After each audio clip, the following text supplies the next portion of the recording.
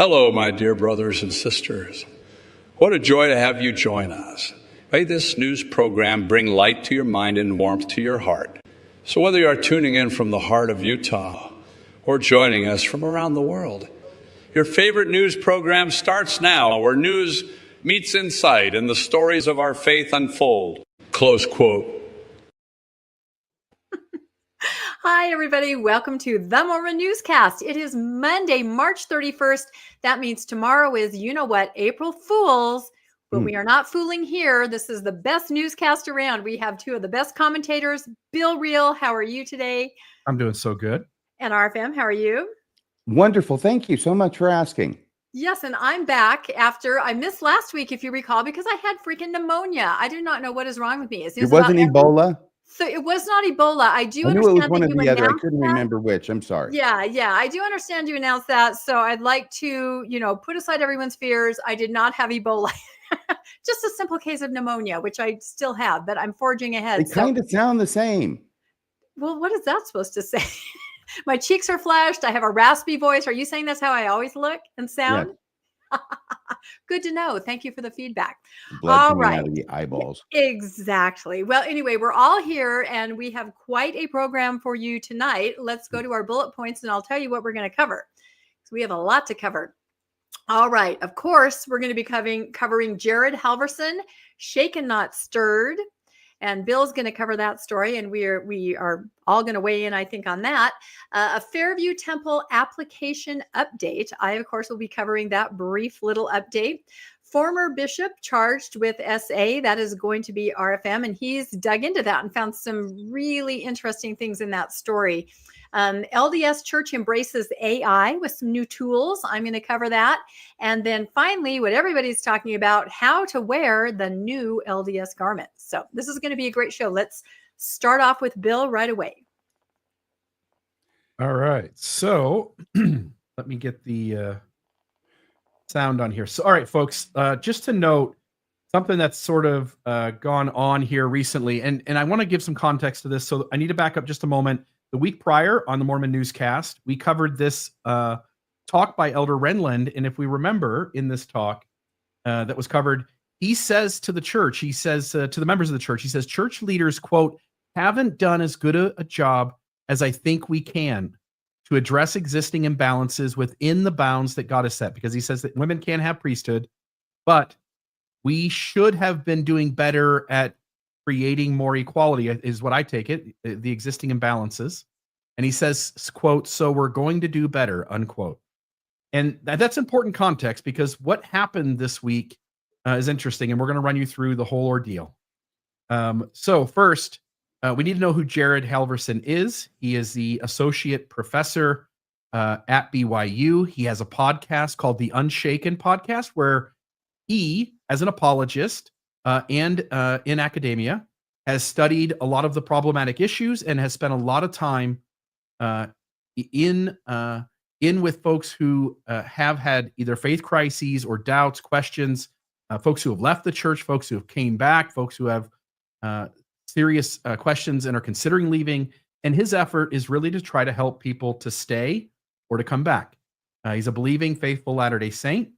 And on his podcast, Unshaken, we covered this Friday night on Mormonism After Dark, but he did a episode where they talked about Emma Hale, Joseph Smith's wife, one of them, and Halverson in this episode cuts out a small part of this podcast and publishes it as a short video.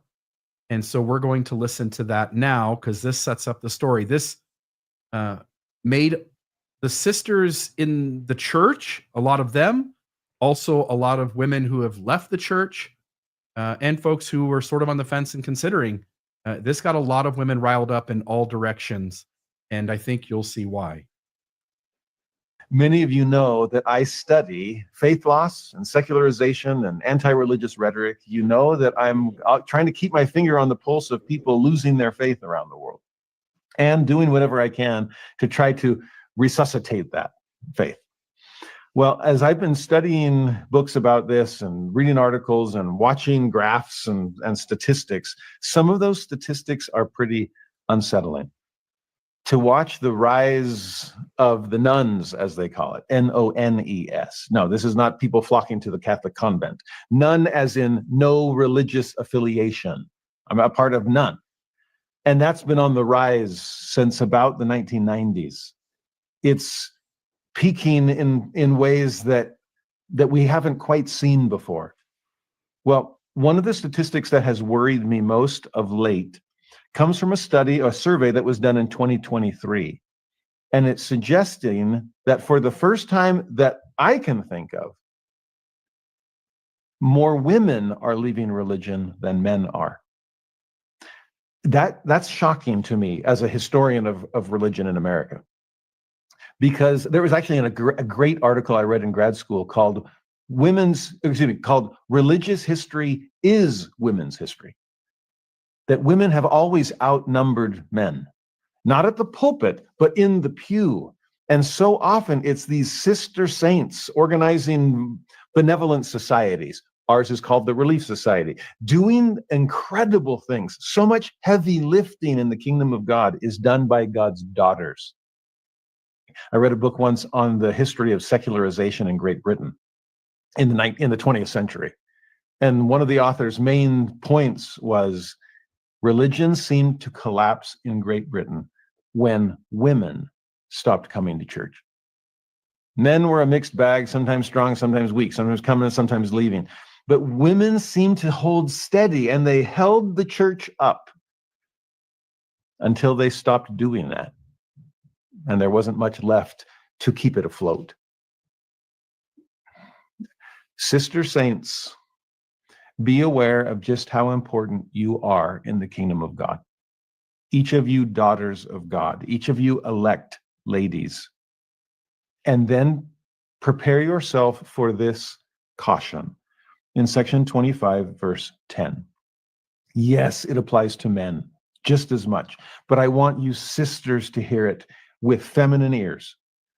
25:10, to Emma Smith, verily I say unto thee that thou shalt lay aside the things of this world and seek for the things of a better world. In some ways, I'm asking you to sacrifice, lay aside the things of this world. But in another way, I'm not asking for a sacrifice at all. It's not a sacrifice when you get more than you give. That's called an investment. And so invest in a better world by saving your stock and not putting it into this world. Those are all declining returns. You want an amazing return on investment? Then lay up treasures in heaven where moth and rust doth not corrupt. And what ensued from that was a firestorm. Immediately, the comments on this video by far outnumbered the comments on the other clips that he had shared. Not only were there tons of great comments, we won't go through them, although I will put them up on the screen if folks want to pause the newscast and read each of them. You're welcome to. I think that they are articulated phenomenally. And as I went through these comments, I only went through maybe the first 10% of them, and I gathered all of these sort of from the beginning. I didn't get the ones towards the middle or the end, but there were hundreds of comments and lots of likes on each one too. Sometimes hundreds and hundreds of likes on a comment as well. This caused a firestorm, and so I'll just note here. There's that one.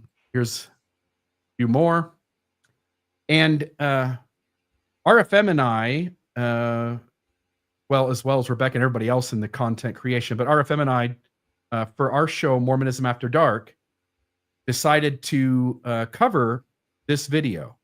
And we reached out to Dr. Julie Hanks and Brittany Hartley and had the two of them on to speak about this issue. And I think throughout the entire episode, they lay out so many good comments. I'd highly suggest folks go back and watch it. But I wanted to play a few of them here for you. And I think you'll get the gist if you sort of come to this conversation and you just listen to Jared and you can't quite figure out what it was that was wrong with what he said. I hope that you'll take seriously what Dr. Julie Hanks and Brittany Hartley have to say. Hey, Bill, I was just going to add that if I had had my druthers, there would have been 3 women on the show, because the first person I reached out to was actually Rebecca. Yeah. It's true, but I had pneumonia and I could only make a squeak. So As opposed to Ebola.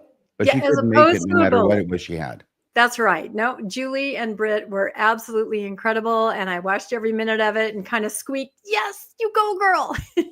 They're awesome. So They did a here's fantastic job. Yeah, here's the comment by Britt Hartley. We'll play one by Dr. Julie Hanks where she reads the comment that you just saw on the screen a moment ago.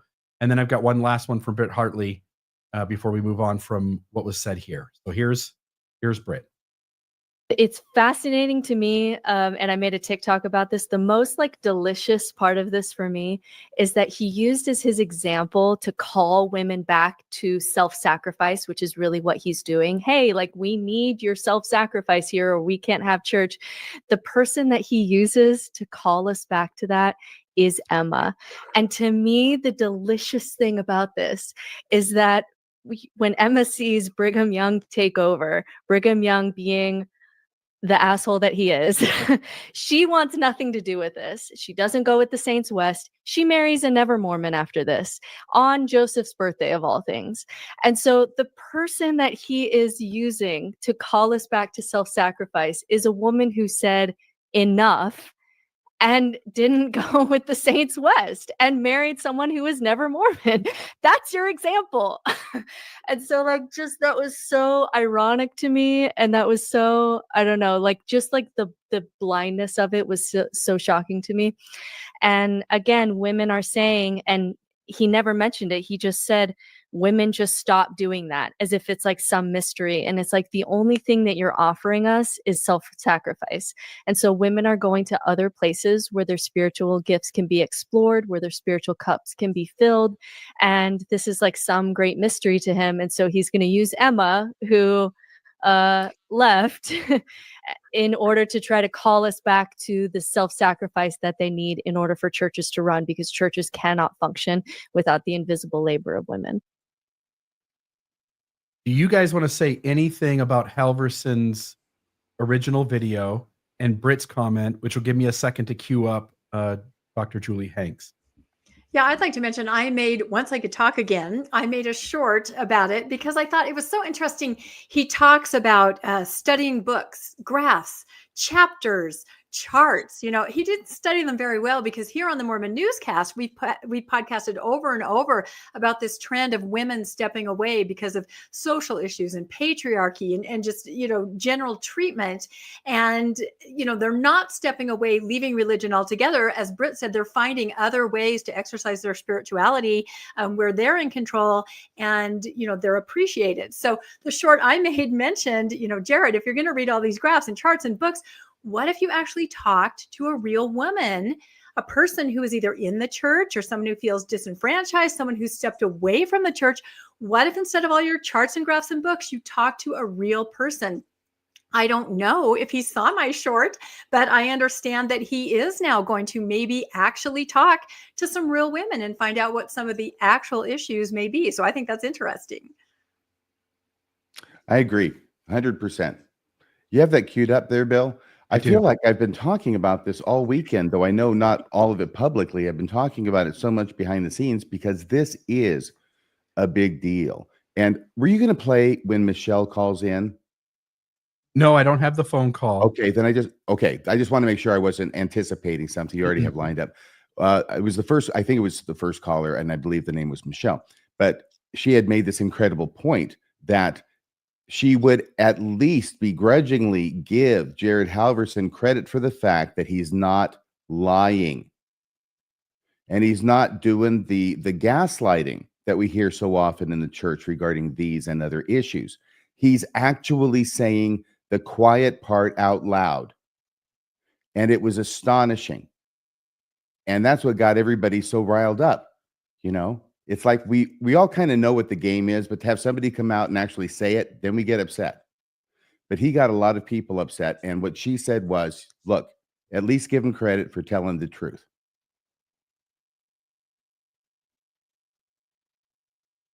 So here's Dr. Julie Hanks and what she had to add to this. I think her comment is, again, well articulated. So here's that.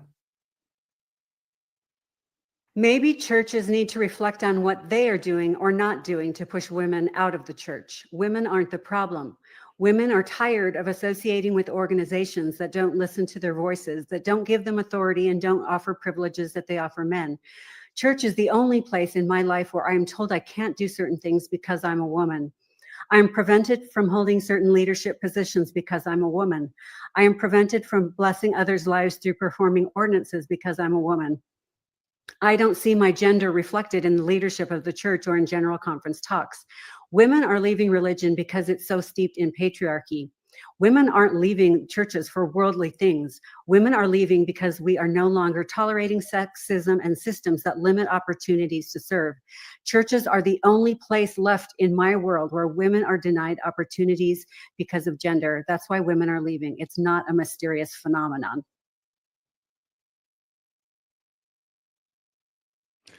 Bada boom.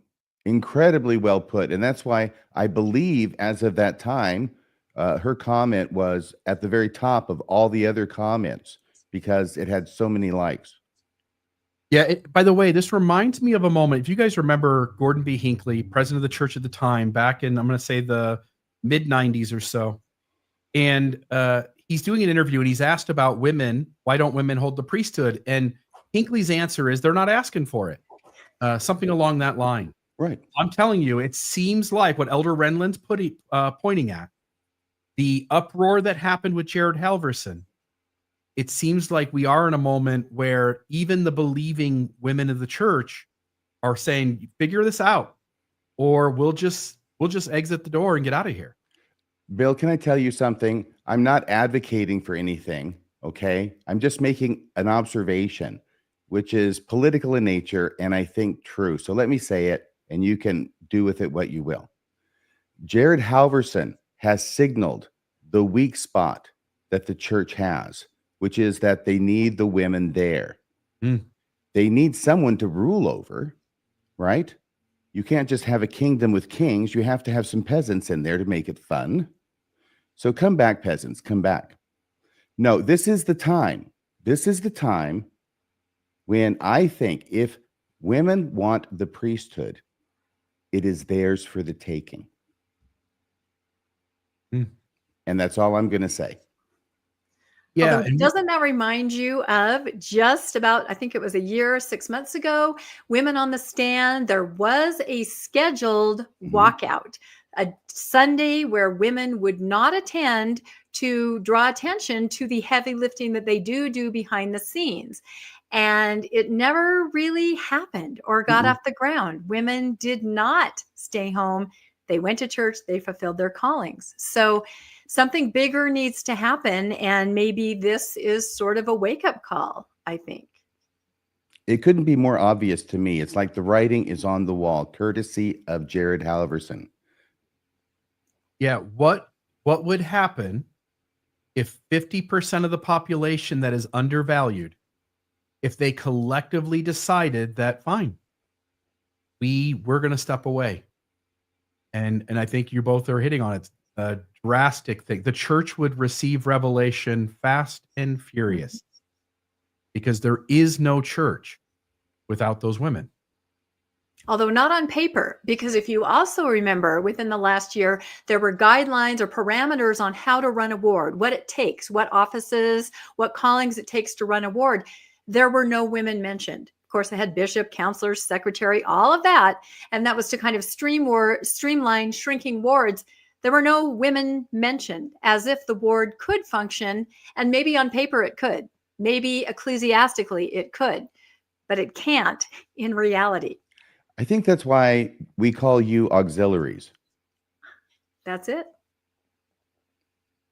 All right, so this is the final clip from the Mormonism After Dark episode. And as you pointed out, RFM, the callers for that show were phenomenal. If for nothing else, go back and listen to Julie, listen to Britt. Everything they have to say is gold.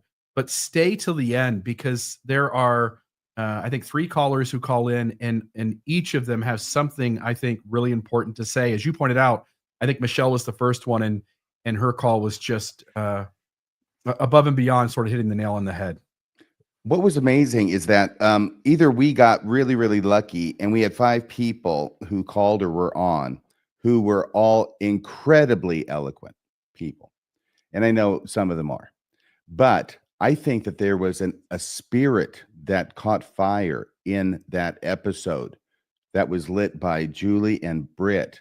And then it caught onto other people who were able to summon that kind of eloquence. Maybe that those people are as eloquent as that all the time, but I was stunned that not only one, then the next one, and then the next one were so eloquent for an extended period of time. Yeah. And passionate and powerful in making their points. Yeah. And that show normally gets, the Mormonism After Dark normally gets 5,000 to 6,000 views. And it today is over 14,000. So there are a lot of folks who don't normally watch that show who had it pointed to them or noticed the subject matter and sought it out. And that speaks a lot when you have an episode that draws a lot of attention. For instance, Kate, about a month ago on Mormonism Live, over 50,000.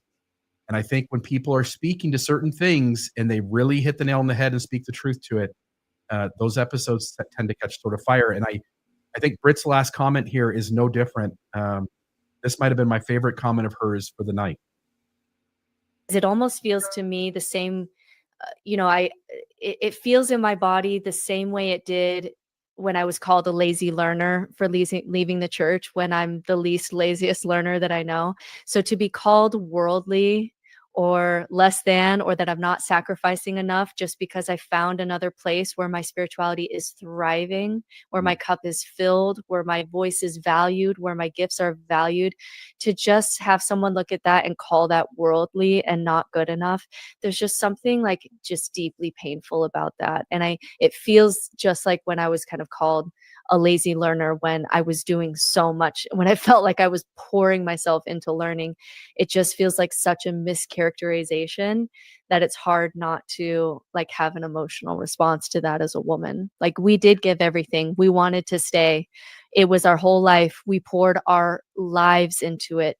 We got up on Sundays. We made the toddler bags. We had the sign-up sheets. Like, we poured our lives into this. So then call us worldly when we find spirituality outside of Mormonism that actually fills our cups. And we're just talking about even getting back to like the basic, like we don't even have the rights of as Mormon women of what Mormon women had in the early church. Like, we don't even have the same rights that we had 200 years ago. Like, just our ability to have our own budgets and our own curriculum and be able to heal each other and tend to each other. We don't even have like what they had 200 years ago. And what that did is when that show was over, Jared Halverson reached out to Brittany Hartley and Dr. Julie Hanks. He watched the show and he reached out to the two of them to offer to extend an opportunity for him to hear them, for them to share with him what their experience is, so that maybe he could figure out what it was he was sort of missing or what his blind spot was. Is there anything that you want to say, RFM or Rebecca, about any of this up to that point? No, just that it was quite remarkable and well received by both Julie and Britt. That I think it was by early the next morning on Saturday, this past Saturday, that he had reached out and wanted to speak independently, I think, with each of them. I just have to say that's interesting, given that I'm sure he's been in contact with other women throughout his life in the church. Daughters, spouses, students, women that he interacts with in his ward, and never in his interaction with all of these people did he have an inkling that what he was saying might ignite what it did. But now that he understands, or is starting to understand, that there's something wrong with what he said, now he's willing to make a concerted effort with two women that he saw being vocal and talk to them. It's just, I honestly think it's not his fault. I think you can spend your life around women in the church and be completely blind to their situation and what's really happening for women and their lives in the church. Okay, but from my point of view, This was so bad. What he did is so bad. By the way, do you know if it's still up? The original The video? original? Yes, I the think so. original. Yeah. Yeah, it is so bad that it could be mistaken for satire under Poe's law. If you were to watch this and not know who he is and just be watching this, you could be saying that is so overstated. It's like slapstick.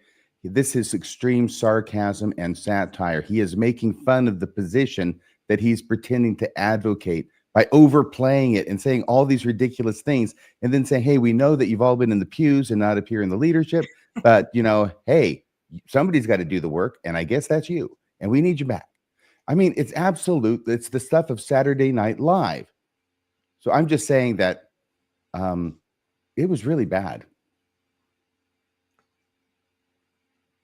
I think we're all aware that in this space of creating content about the problems in Mormonism, that you sort of notice that there could be people, let me say it differently. There very well could be people who accomplish their mission of trying to expose the problems of the church by overplaying the believing card, by doing exactly what Halverson does here, where he says he's a believing Mormon, and he is, by the way. I don't think he's playing the game, but that he says he's a believing Mormon, and as you point out, he just overplays the problem in order to sort of draw attention to it. Everyone's pointing out that something here doesn't add up, and then sit back and watch how this just all unfolds and explodes. He does it, though, being serious, as you point out as well. Okay, so now we get to this moment where Jared Halverson. I'm sorry if it wasn't clear, Bill and Rebecca. The reason I was bringing that up wasn't to try and gratuitously slam Jared Halverson. It was to say that this wasn't some kind of inadvertent misstep, along the way of just trying to express something. It's not some people getting offended for really, it's not that big a thing, and he didn't mean any harm, so what's the big deal? This was methodical. This was the whole message. It was a masterpiece in offensiveness. And I tend to try and not get offended too much, I mean, it doesn't pay, right? But my gosh, I could see that one coming a mile away. Even as I'm watching it the first time. Somebody had sent it to me. I think it might have been you. It might have been Martine. I think it's okay to say that. If it isn't, sorry, it's live, Martine. So, but she'd sent this to me, right? And I'm watching it and I'm going, so what's the big deal? Because we get in there, 2/3 of the way through, and I'm thinking, oh, hey, wait, he's seeing that women as a percentage in the church membership is declining now over time. And I remember that Bill had used the same charts and made the same point in an earlier version of the newscast, right? So I thought, okay, that's moderately interesting. But then all of a sudden, he starts talking about the women and having the women in the pews instead of up here in the pulpit. And it just went downhill from there. I mean, it didn't just go downhill. It was a cliff into an abyss, and he kept falling and falling and falling. It was just incredible. So, yeah. What I'm saying is, if a guy is educated and as apparently intelligent as Jared Halverson is, he's articulate, well read. I'm sure he's read a few books, as Jared Halverson is. But for him to orchestrate this absolute, almost satirical production about women in the priesthood and not be aware of it, that's amazing to me. But I think he's saying nothing that he has not heard before, or just the pervasive attitude. It's no different. It's just a fact to him. It's known to him. He's probably stunned at the backlash over it. And then the question becomes, of course, how many times has he said this exact lesson before when he's at this same part of, the 4 years? Doctrine and Covenants, section 25 to Emma, right? This is before section 132 when she's threatened with destruction. Now she's just threatened with putting together a church hymnal or something in section 25. And he uses that, right? So I doubt that this is the first time he's used that. He's a CES man from Institute and from Nashville and all sorts of things, got promoted to being a professor at BYU. He's an associate professor technically, but still, I would imagine it's likely he's said this on a few occasions prior to this. And something struck a chord with him in the response that happened, both in the comments of his video, as well as in the video that you and I did Friday by having Britt and Dr. Julie Hanks on, Britt Hartley and Julie Hanks. And what followed then was that Halverson issued an apology. Here's that. Hello, everybody. I'm Jared Halverson. Some of you may have gotten to know me for the first time recently, and I just wanted to let you all know that I am losing sleep over pain that I'm causing, and I just want to apologize for hitting a nerve that I had actually hoped to calm. When I say I'm losing sleep, that's literal. There's my clock. It's a little after 2 a.m, and the last 4 hours or so, I've been reading your comments, watching a longer video from some people that are just hoping I can learn some things, and I am eager to learn as much as I can. That's always been the case. I just want to help, and I had hoped to help, to support my sister saints, to build you up, and that did not come across. I so wish that there weren't a connection between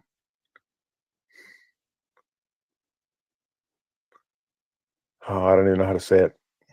I'll keep thinking, I'll keep wrestling. I'm just grateful for the love of God for all of his children. And it's something I feel keenly. I want everyone to be able to feel that wherever their pain might be. I do try to meet with people one-on-one as often as I can. I've tried to respond to many of you in the comments on Instagram, and the sisters who were on the video recently, I reached out to both of them tonight as well, just seeing if there's a way we could meet, and so I can learn more from their experience in the church and leaving the church and out of the church. I do try to do that as often as I can. It's one thing that's been a blessing to me through this explosion is there's just so much pain out there, and it's giving me a chance to put my finger on the pulse of so many sisters in and out of the church that aren't feeling heard. I want to know you. I wish we knew each other. I wish I had the time to go and have lunch with every one of you, to hear the experiences you've had, good, bad, and ugly, and how we can make things better. I've always loved something that Bill Gates once said from a business perspective, that your best source of information are your unhappy customers. I meet unhappy customers of the church all the time, and they are an incredible source of information that I hope I'm using to make my classes a more welcoming place, make my office a place where healing can occur as we just mourn with those that mourn and wrestle with difficult things. I am a firm believer in the power of validation and of empathy. I try to prove contraries in every conversation I ever have.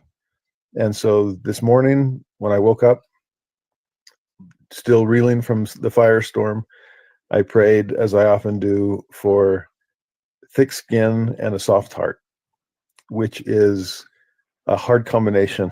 It's a contrary of its own, but one that I'm praying to develop. I'm sorry for pain that I've caused. Grateful for the atonement of Jesus Christ that can heal us all, and grateful for your perspectives that you are teaching me. And so please continue to do so. I do believe in a Zion on the horizon where we are one heart and one mind dwelling together in righteousness with no poor, whether that's poor in spirit, poor in the feelings that they are being given about their worth. I just want to express my love to each of you and my love for the Lord, who keeps me going through all of these things, and pray that he'll keep you going through things as well. Thank you for just giving me the chance to talk to you. And I pray that this doesn't cause additional pain, but gives you a little piece of a heart that is broken in me for unintended pain that I may be causing. I feel strongly about the Hippocratic oath when it comes to what I'm trying to do, which is cause no pain. And I just want to support and understand and love and teach as the Savior would. And I'm a far cry from him, but I'm working on it. Thank you. What do you want to say about the apology? This is fresh. Everything else we've gone through. I was ready to hit scene, like, half an hour into that apology. It's just like, stop already. Okay, just stop. He kept going and going, which may be an indication that he felt that he had not said everything as much as he wanted to say. And I'm not sure that he ever got to it, because there really weren't a lot of specifics. In other words, it would be helpful if he gave an example of something that he had learned from watching Julie, Hanks, and Britt on the show. Britt Hartley, right? Just something, anything. There were at least 3 times. By the way, my tongue is still sore from biting it during Friday night show. I was fighting with myself, because you know how much I want to be a part of the discussion, okay? And how prone I am to interrupting. But so I kept myself like Houdini in a straitjacket of sorts. But every now and then I would slip out to say something, right? But I wanted to be out of the way, because what they were doing was absolutely phenomenal to watch them. And there were at least 3 instances, to get to the point I was driving toward, where I didn't say anything about it because I didn't want to interrupt what was going on. But there were at least 3 times when it was either Julie or Britt or a caller had said something that all of a sudden I got an insight into the situation from a woman's point of view that I would not have had otherwise. It never would have come into my mind, because I can't see it from a woman's point of view. And sometimes I need some help. And I found that as I listened, even though I had to bite my tongue to do so, I learned some stuff. So I would just hope that Jared Halverson might have learned one thing that he could have, shown that he actually had learned one thing. By the way, one other thing, everybody. This is just a point of order, okay? And if I were there with Jared, if he had asked me for some help in making this video, this is what I would have told him, okay? Knock off the crap about you're losing sleep. Knock off the crap about it's 2:22 in the morning, okay? Knock off the crap about how you're the victim here. This is not the look you want to portray. I have stood beside hundreds of people being sentenced for crimes when the judge is going to impose a sentence after they have their right to say what it is that they want to say. Right? You have the right to talk to the judge before you get sentenced. I think it's called the right of allocution or something like that. But we always have a discussion before that happens. And the thing is, when you're in front of a judge and you're going to get sentenced for something you did, you don't want to try and make yourself sound like you're the victim, and that the other person or somebody else was the aggressor, right? And you can also do that by blaming someone other than yourself. So there are different ways to get this message across. But the reason you don't do that, and the reason I have that meeting with them before every sentencing hearing, is because I don't want them to do that inadvertently, because this is the worst time to get the judge mad at you. And the judge is going to get mad at you if you, having pleaded guilty or been found guilty of a crime, standing in front of the judge, are now trying to say, I didn't do it. Okay? And it's somebody else's fault. It naturally generates some degree of wrath in a reasonable human being and judges. So that's why I would have told him, lose all of this stuff, which makes it look like, and I don't know what's in your mind, but let me tell you the way it's going to play on TV. Get rid of all the stuff that makes it look like you are the victim. Just a suggestion. But I kind of think that's almost the point of this. He calls it an apology. I'll call it a response. I think he was so shocked by the response that he wanted to humanize himself in front of everyone by saying, I'm wounded. I am so feeling horrible that what I said caused this response. I'm losing sleep. I'm thankful for the atonement. I want everyone to be okay. I'm thankful for God's love.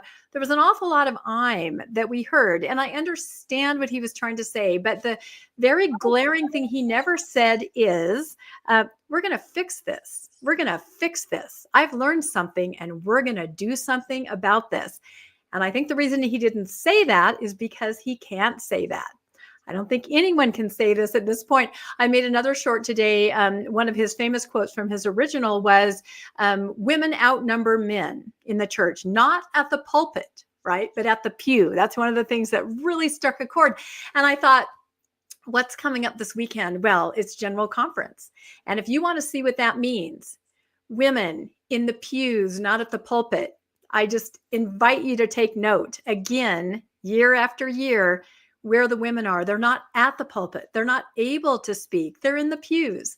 So he was right on that one. But, there has to be some kind of change, and he's not going to be the one to make it. I think he now maybe will try to learn from these unnamed women, right? He said he heard the opinions of some women.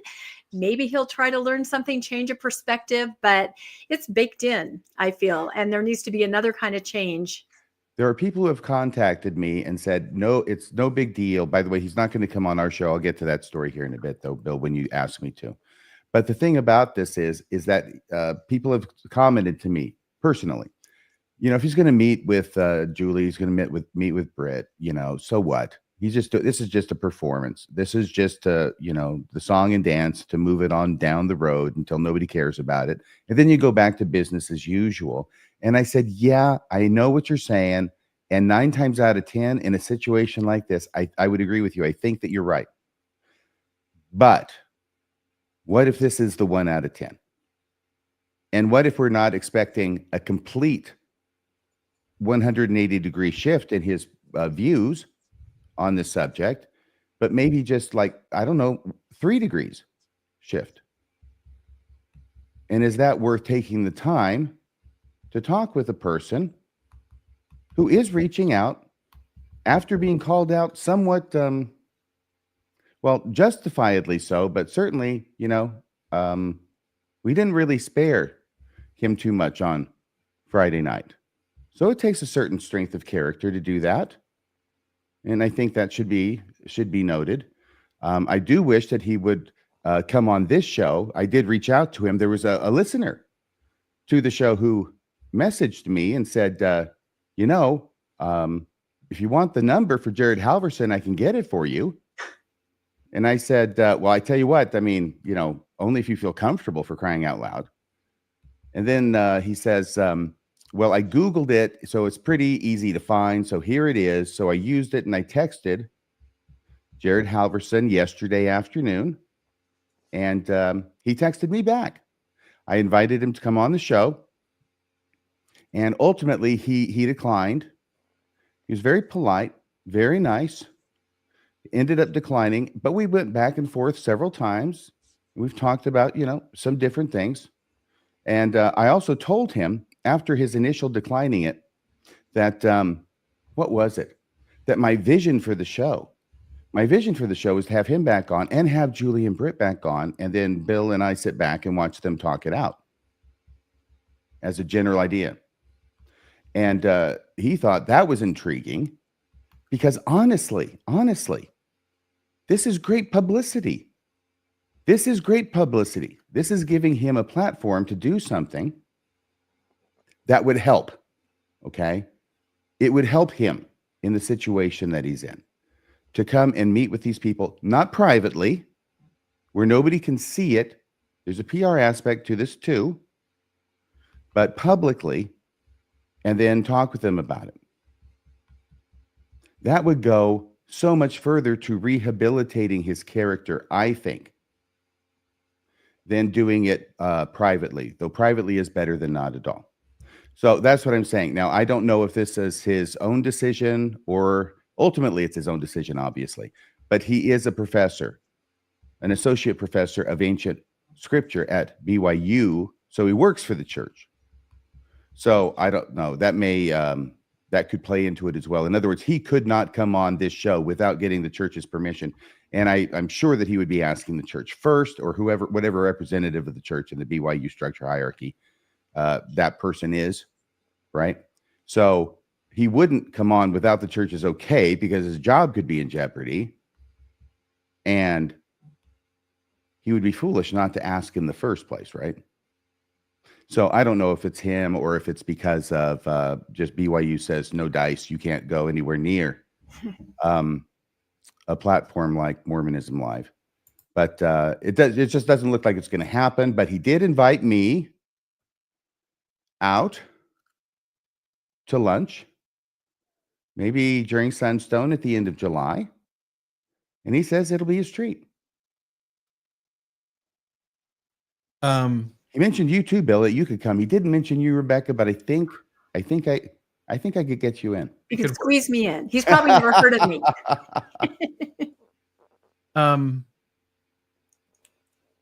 In the church, we all get this. In the church, you can't say all the things you would like to say. There's no doubt in my mind that Jared knows enough of the messiness of Mormonism to know that some things don't have the best of answers. And in this space, if you're on the believing side, the faithful side, you want to stay in the church's good graces, there's only so far you can go. Going too far risks lots of things, not just your employment, but your membership in the church even. But I do find it interesting. Again, kudos to the apology. I'll say something here about that in a moment, but kudos to the apology. But it's a glaring, it's sometimes the silence is deafening. And the fact that he says I watched a show, doesn't name it. I heard some people, doesn't name Julie or Britt. Mentions getting comments, but doesn't name who those are. Doesn't point the people who are watching this apology that are on his side of things that wouldn't even know where this is going on. He doesn't help any of them to put two and two together to get context for all of this. So he apologizes for hurt that's been caused. But he intentionally or unintentionally fails to inform his audience of how they can understand exactly what it is that he's apologizing for. And he tells all the women he's hurt that he's sorry for the pain, but he fails to tell them what lesson it is he learned. Like, what is it that made you sense that you hurt someone besides the fact that people are expressing pain? Do you not get the ideas that are going on? And to prove my point,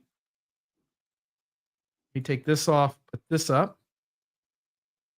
Word Radio puts out an episode. Jared Halverson did nothing wrong except apologize.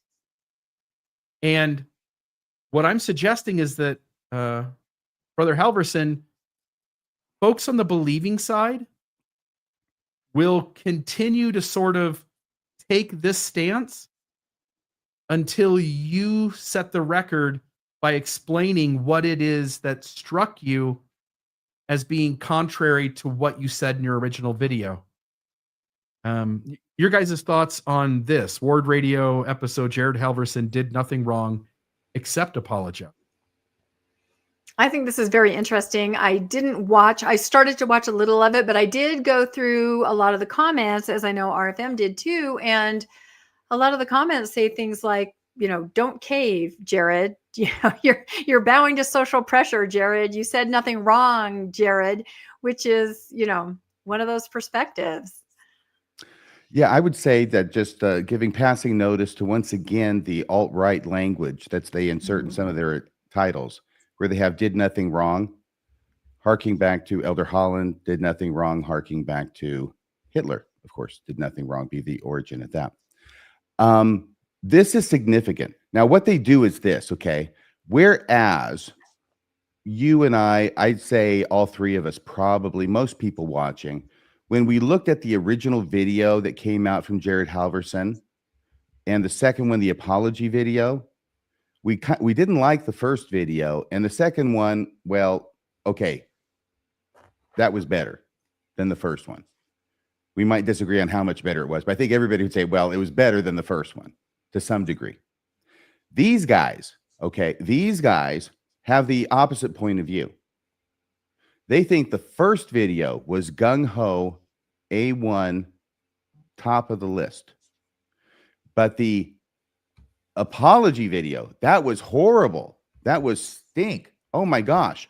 He never should have apologized because he never said anything wrong. So that's why I have Jared Halverson did nothing wrong except apologize. Now, I just want to say something. There's a ton of people, ton of likes over here for these guys. And this particular podcast is important for one reason, at least. And that one reason is this, is that it demonstrates that Jared Halverson and the message he gave and the way he gave it is not something that just one person is saying over here in a corner, who happens to be a Mormon, who's a professor at BYU. This is believed and championed and cheered by a large segment of active LDS male membership. And that's what that podcast shows to me. Anything else from you, Rebecca? Otherwise, we're almost at an hour and this story's taken up all the time. I don't think I could have covered any less of this. It is an important story. It's very important. Yeah. So let me say one last thing, and then I'll get your guys' final thoughts on the story, and then we can move on. So before I share and I've got it up on the screen, I want it to be clear what I said. So before I share my thoughts, I want to take a moment to thank Jared Halverson for apologizing.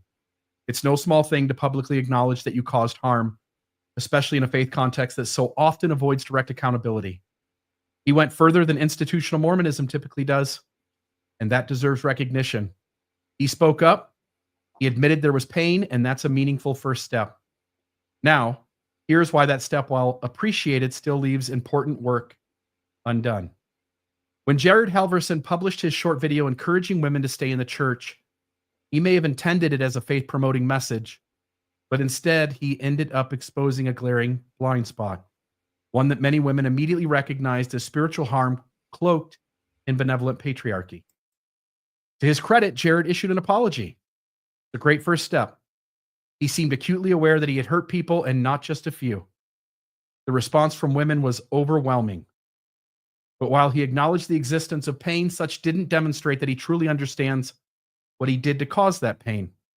More troubling was his unwillingness to name the source that helped him to begin to see it, namely the podcast and the articulate responses from Britt Hartley and Dr. Julie Hanks. Instead, he vaguely referenced a show without telling his audience where to hear those women's voices for themselves.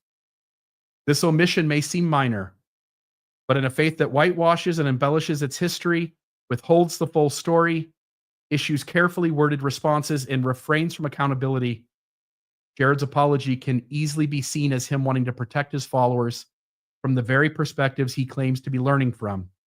And that's not entirely his fault. The LDS Church tends to reward those who name its blind spot. The LDS Church doesn't tend to reward those who name its blind spots too directly.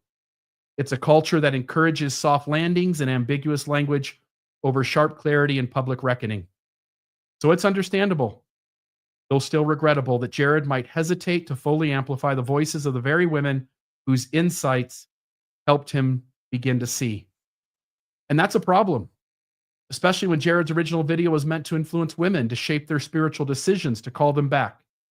If you're going to speak to women with the goal of affecting change, you have a moral responsibility to also point your audience toward the voices of the women who pushed back and explained why your message was harmful. That's how real learning spreads. That's how patriarchal systems start to unravel, when those within them are willing to sit in discomfort and invite others to do the same. People are watching, Jared.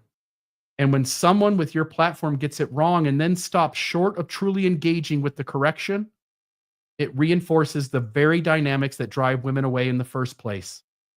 Jared, if you see the harm, not just as unfortunate fallout, but as the predictable fruit of patriarchy, then can you join with everyone listening right now?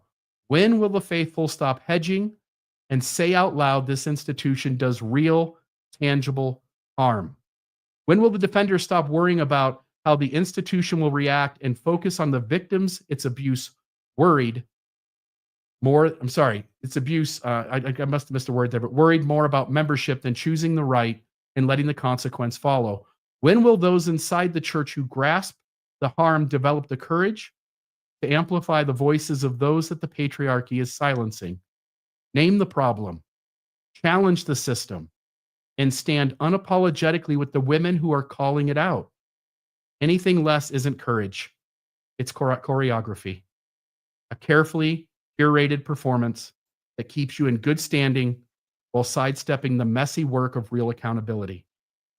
And with that, I've covered everything I want to say about this news story, but I do want to get any last words from you before we move on with the show.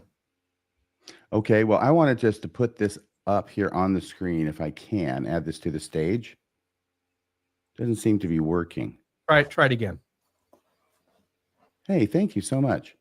Yeah, I wasn't making that up. You can go Wikipedia, just look up Hitler was right or Hitler did nothing wrong, which is what I did. Hitler was right. Hitler was right and or Hitler did nothing wrong are statements and internet memes, either expressing support for Nazi dictator Adolf Hitler or trolling, which I think is what's going on here. The ironic or trolling uses of the phrase often allow those on the alt-right to maintain plausible deniability over their white supremacist, Nazi, or other far-right views. So I'm just reading from an article on Wikipedia and not rendering any judgments myself. Okay. And there it is. I will say, I wonder if he'll come out with a response to the apology. Perhaps he will. And if that's the case, we will cover it again on the Mormon Newscast. He needs to come on the show. I wish he would. I think that or would be Wednesday, you know, it could be Wednesday. We would move what we have scheduled for Wednesday to accommodate him. That's because we don't have a guest who's scheduled for this Wednesday. But, you know, if he did, we would drop that. We'd have him on. But the problem is that I also want to be able to have Julie and Britt on as well as Jared. I mean, that would be, I think, the whole point of it. So it can't be done that quickly. Anyway, so that's what's going on here. And are we set, Rebecca? I know you're in charge. I don't know. Are you signaling me to go to the next story? I think we better do it. Yeah, but that would be an epic conversation to have Jared and Britt and Julie all on together. I think everybody could learn a lot from that. Oh my gosh. Yes. I knew it would happen. Okay. Maybe so Sunday. let's see here. If we got the slides. Yep. I think the next thing up is my temple update. I'm sorry. Update somewhere. There it is. There we go. All right. So since our last newscast that I was on, anyway, there has been a development in the Fairview scenario with the McKinney, Texas temple. And that is the church has finally submitted its application. Now, if you all remember, it was supposed to submit it on January 13th. That means give an official application to the town so that they can start the democratic process of putting it through planning and zoning and then town council for a vote. But they missed it. They did not submit it. And instead, they gave the town an intent to sue letter.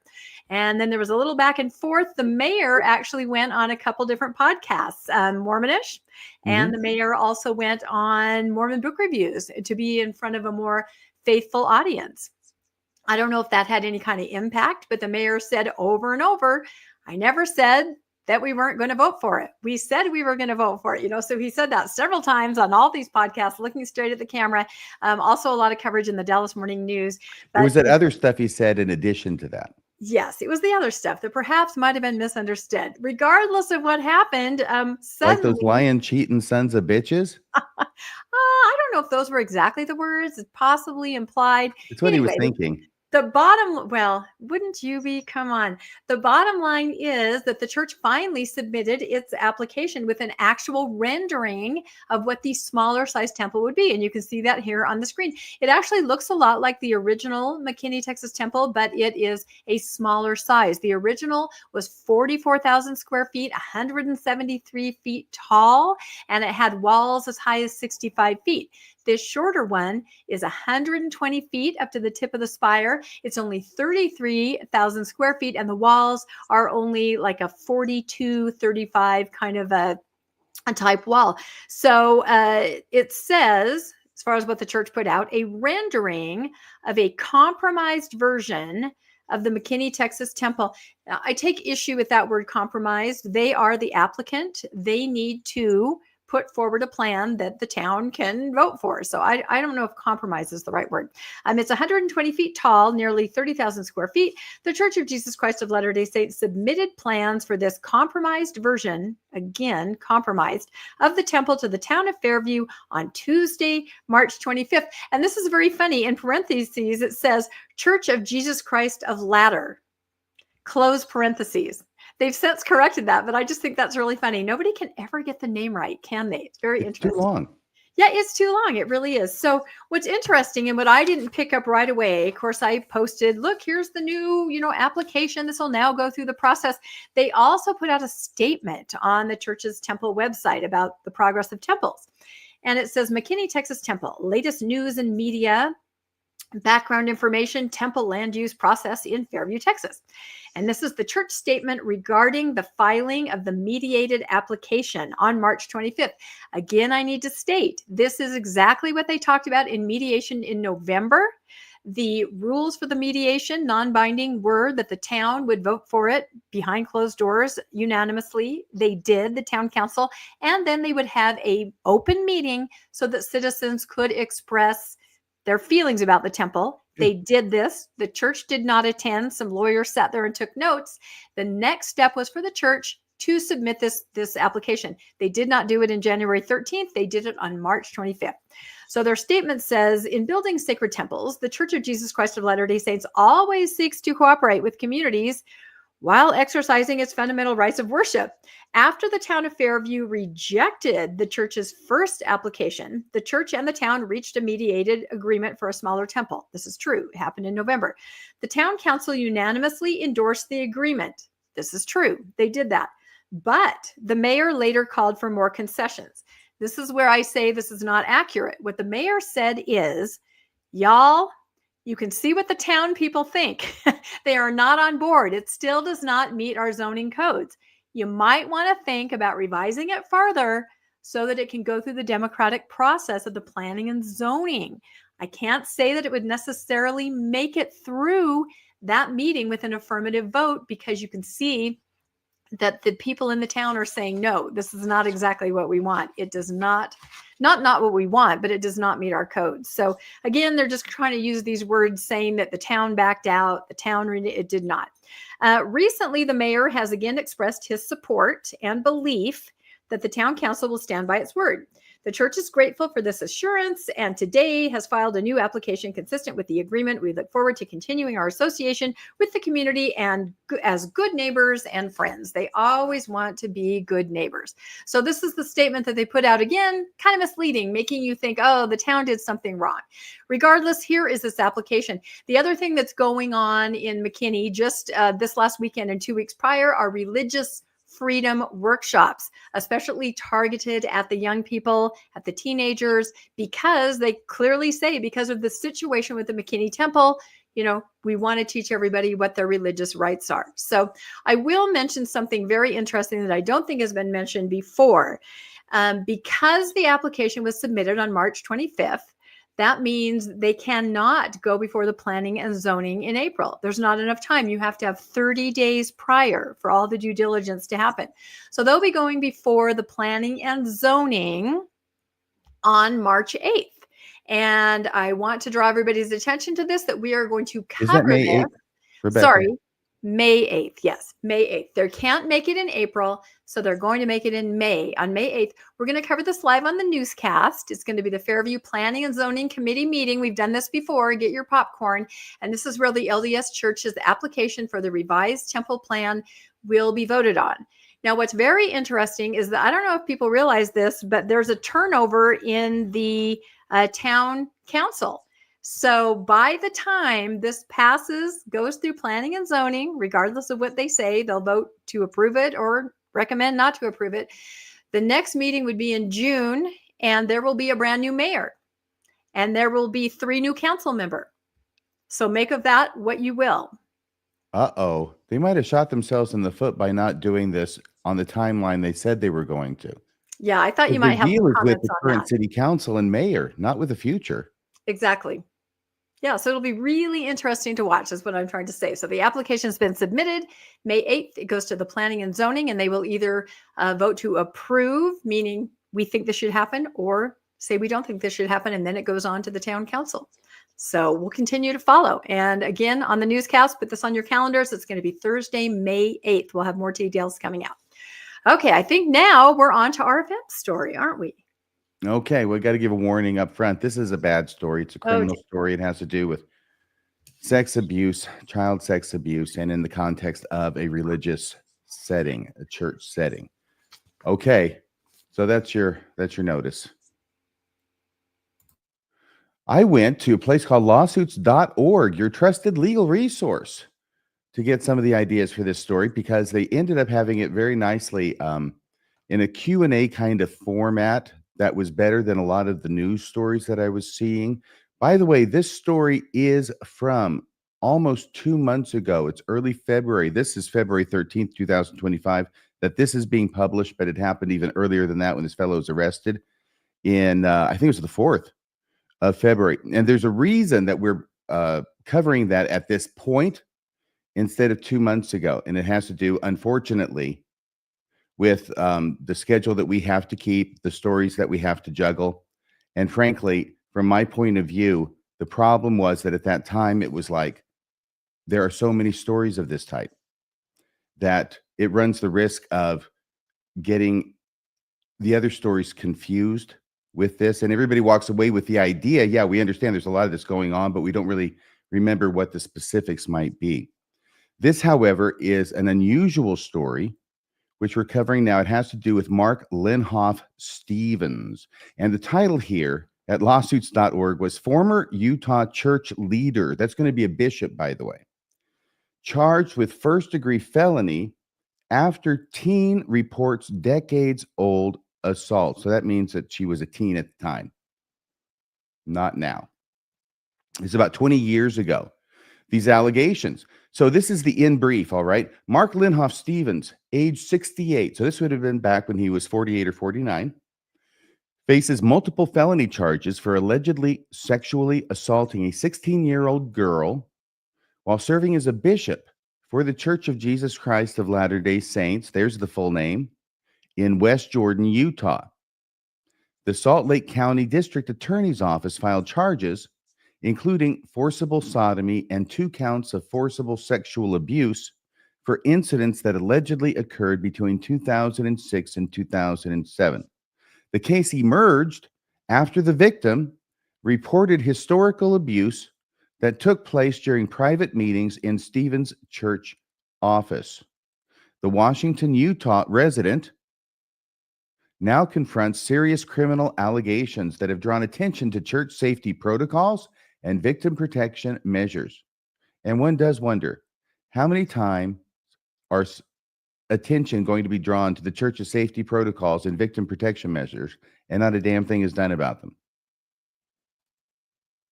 Here is a picture. I don't know that this is the picture, but that is a West Jordan, Utah LDS church, such as the one in which this was alleged to have happened.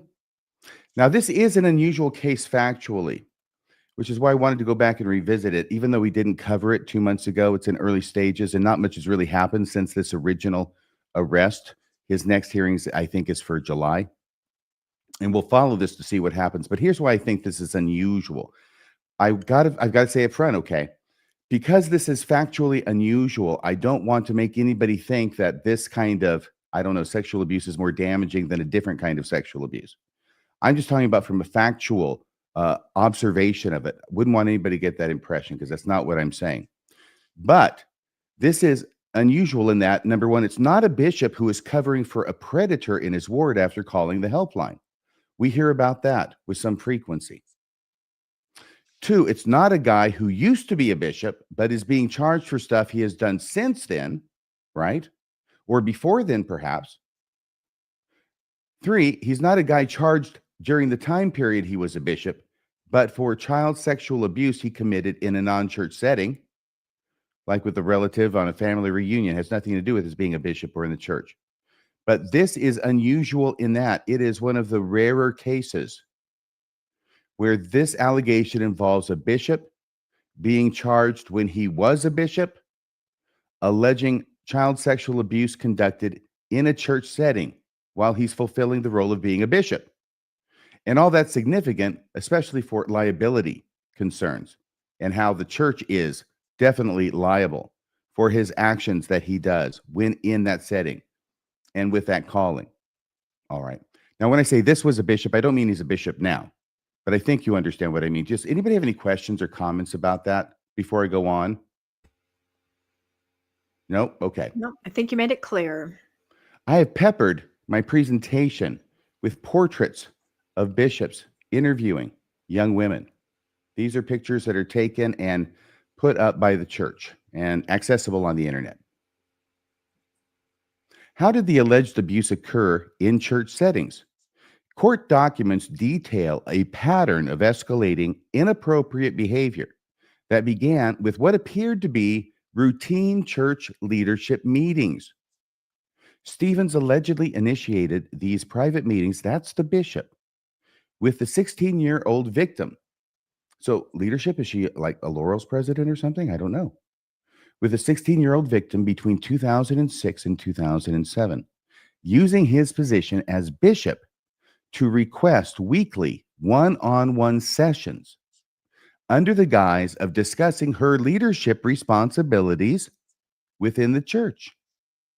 The meetings took place in Stevens' church office, in the bishop's office, where he held significant authority as a religious leader. Everybody who's been a Mormon knows the authority that the bishop has. He is the father of the ward. According to prosecutors, Stevens systematically shifted these conversations from church matters to increasingly personal and sexual topics. Charging documents reveal that he questioned the teenager about her personal sexual behavior and experiences. Now, by the way, that would be standard in interviews of this type. In what investigators describe as grooming behavior, Bishop Stevens allegedly told the victim she would bear divine responsibility for her future husband's potential struggles with pornography or other sins.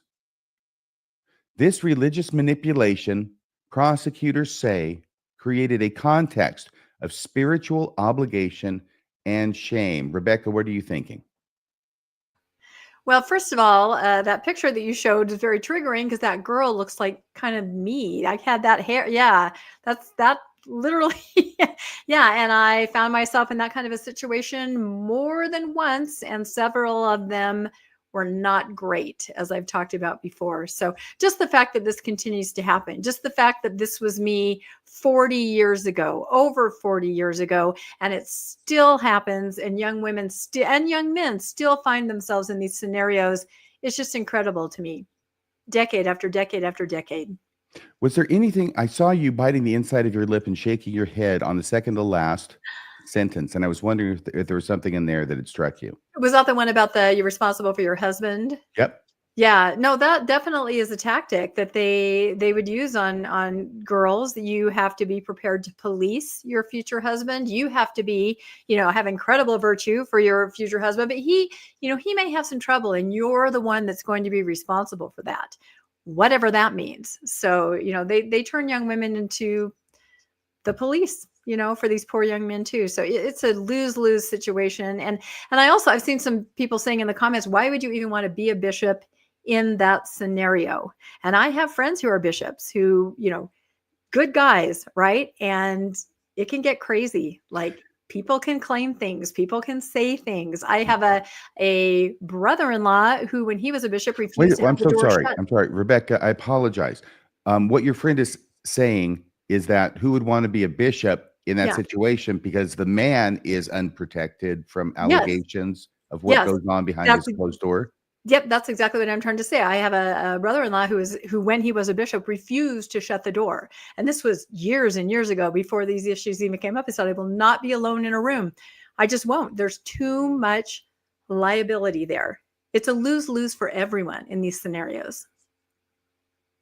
And yet, for some reason, in 2025, the church still wants the standard to be the bishop meeting with a kid all by themselves behind closed doors.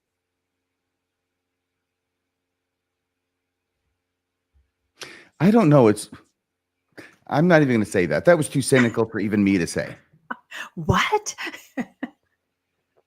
Put it Oh, in that the reminds chat. me of that place in that apology where Jared Halverson was like struggling to come up with something and then decided he would think about it more before he expressed it. I think that had to do with what a big fan he is of Radio Free Mormon. I think that was the part he was having trouble putting into words and thought, nah, I better not say it. Going on. Oh, here's another one. Continuing of how did the alleged abuse occur? Okay, if you haven't left the room and you think you might need to, you should go now. The situation allegedly culminated in physical assault when Bishop Stevens walked around his desk and sexually assaulted the teenager. The specific details of the assault led to the current charges of forcible sodomy and forcible sexual abuse, reflecting the severity of the alleged crimes. Prosecutors note that Stevens' position of religious authority created a significant power imbalance that made it difficult for the teenage victim to resist or report the abuse at the time. Any thoughts about that before I go on? I hope we can all understand by putting ourselves in the position of the teenager how it is that you would feel powerless to report this on your bishop. Yeah. I will say something from again, I'm a convert, but for those who are born in the covenant, from the time you're born, right? At such a young age, what age do you go into nursery? Is it 18 months old, 3 years old, something like that? 18 months to 3 years, I think. And you go into nursery and not only does every lesson, every Sunday say, follow the prophet, priesthood talks to God, these men have authority, but then your parents and your siblings and maybe even your extended family, they're also reiterating the same messaging that's been burned into them too. And you grow up, you don't know how to make sense of the world. The only way you know how to make sense of the world is the lens that you were given. You were given Mormonism. You were given priesthood and authorities and prophets and bishops. It is such an uphill battle to get out of that way of seeing things that you can't argue. Again, I understand that believers and apologists and defenders have a certain lens where they will go like, no, this is God's kingdom, so it's all okay. From the outside, this looks gross. And until Mormonism fixes it, they will continue to run into time and time again of sexual abuse cases where they could have done better. Well, I will say to Bill's point, especially young women are raised to believe it might have been something that you did. If something inappropriate happens, you turn it back on yourself and you say, did I do something? Was I wearing something? Did I say something? I better not say anything. It's just internalized that there might have been something. I mean, I think when I was growing up, it was pre-walking pornography, but that concept is always there. There might have been something that you did.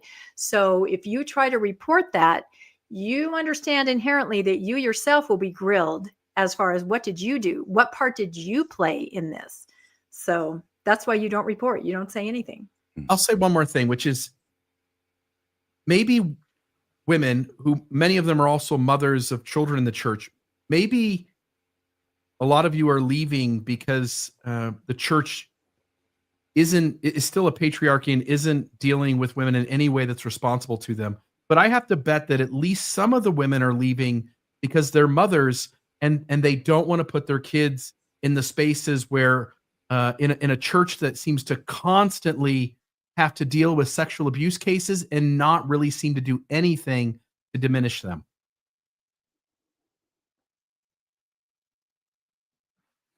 All right, I'll continue with the story. What actions have law enforcement taken in response? The West Jordan Police Department launched a comprehensive investigation after the victim came forward with her account of historical abuse. Investigators gathered evidence spanning nearly 2 decades, working to corroborate details of events between 2006 and 2007. This investigation culminated in the Salt Lake County District Attorney's Office filing 3 separate felony charges against former Bishop Stevens. Salt Lake County District Attorney Sam Gill emphasized the particular betrayal of trust inherent in religious setting abuse cases. He said, churches are sacred spaces in our community. Children need to be protected, and it is incumbent on all of us to safeguard these spaces for our children. Gill stated in a formal announcement of the charges, the district attorney's office has established a specific protocol for handling historical abuse cases. And these are, of course, our reports from a long time ago, like 20 years ago, historical. Recognizing the unique challenges these cases present for both investigation and prosecution. And by the way, for defense, just throwing it in there. What actions have law enforcement taken in response? This completes that section. Gill specifically praised the courage of the victim in this case, stating, I want to thank this brave victim survivor for coming forward and reporting this alleged abuse. The district attorney's office has also issued a broader call to action, encouraging other potential victims of sexual assault to report their experiences to law enforcement, indicating possible concerns about additional victims in religious settings, i.e., is this the only person he did it to? Because odds are probably not. Here's another picture.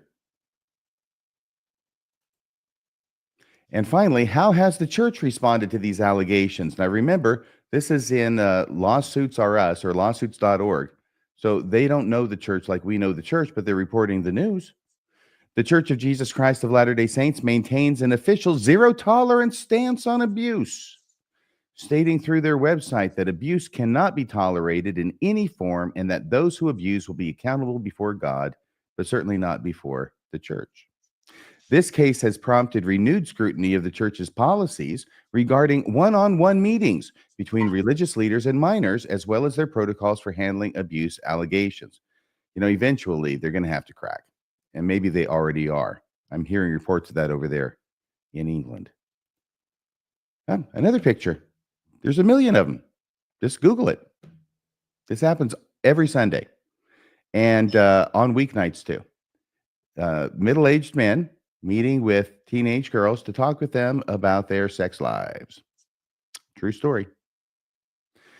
And finally here in this article, the charges against former Bishop Stevens highlight ongoing concerns about accountability within religious institutions, particularly regarding historical abuse cases. The case raises questions about the supervision of church leaders and the safeguards in place to protect young members of the congregation. Well, yeah, it continues to raise questions.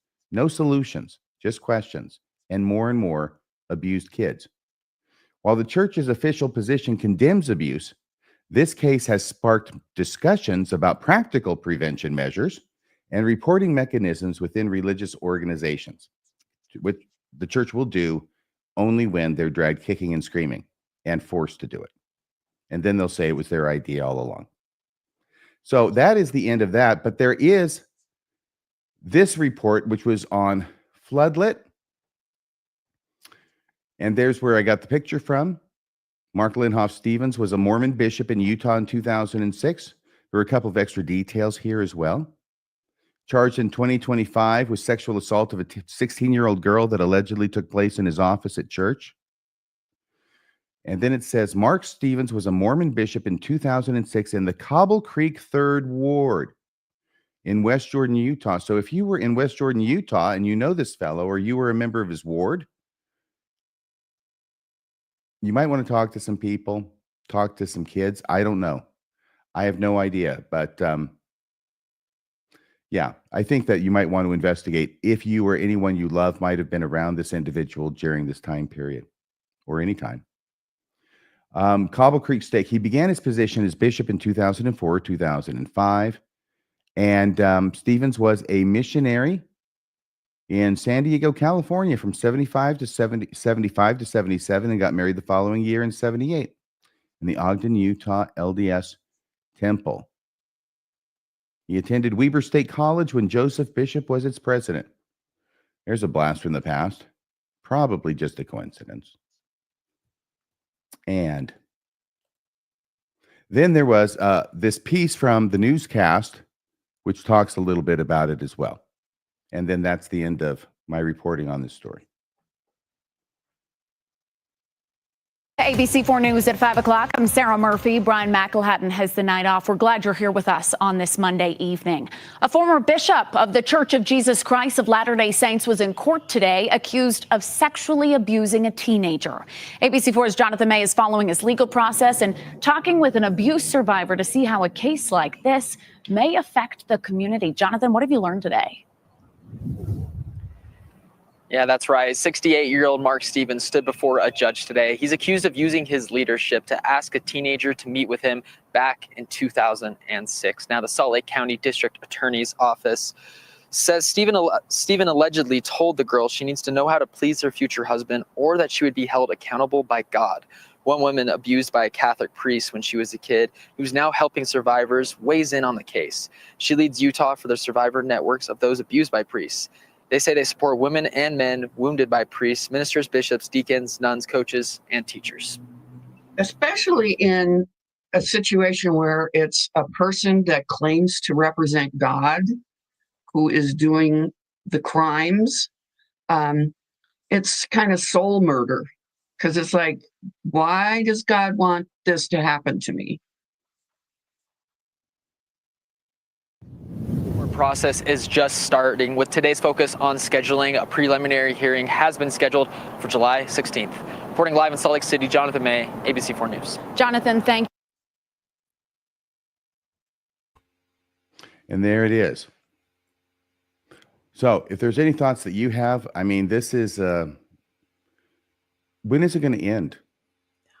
It's something that is actually, I have had to weigh.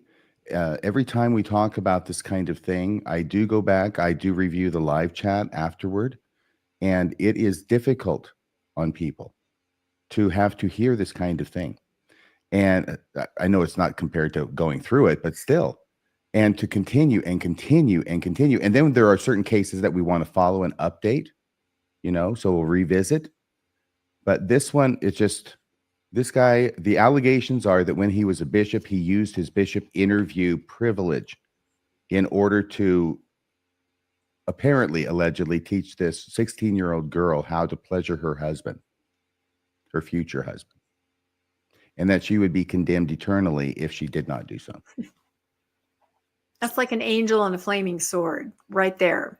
That's kind of the modern day version. And I have to say that, we look at the news every week as we prepare for the newscast, and there is always something about this topic. And then we have like a chat that we're all, comparing notes and talking, and we'll throw those stories on there. And it's always like, RFM, you want to cover this because it's legal, but it's over and over. And sometimes you've said, enough.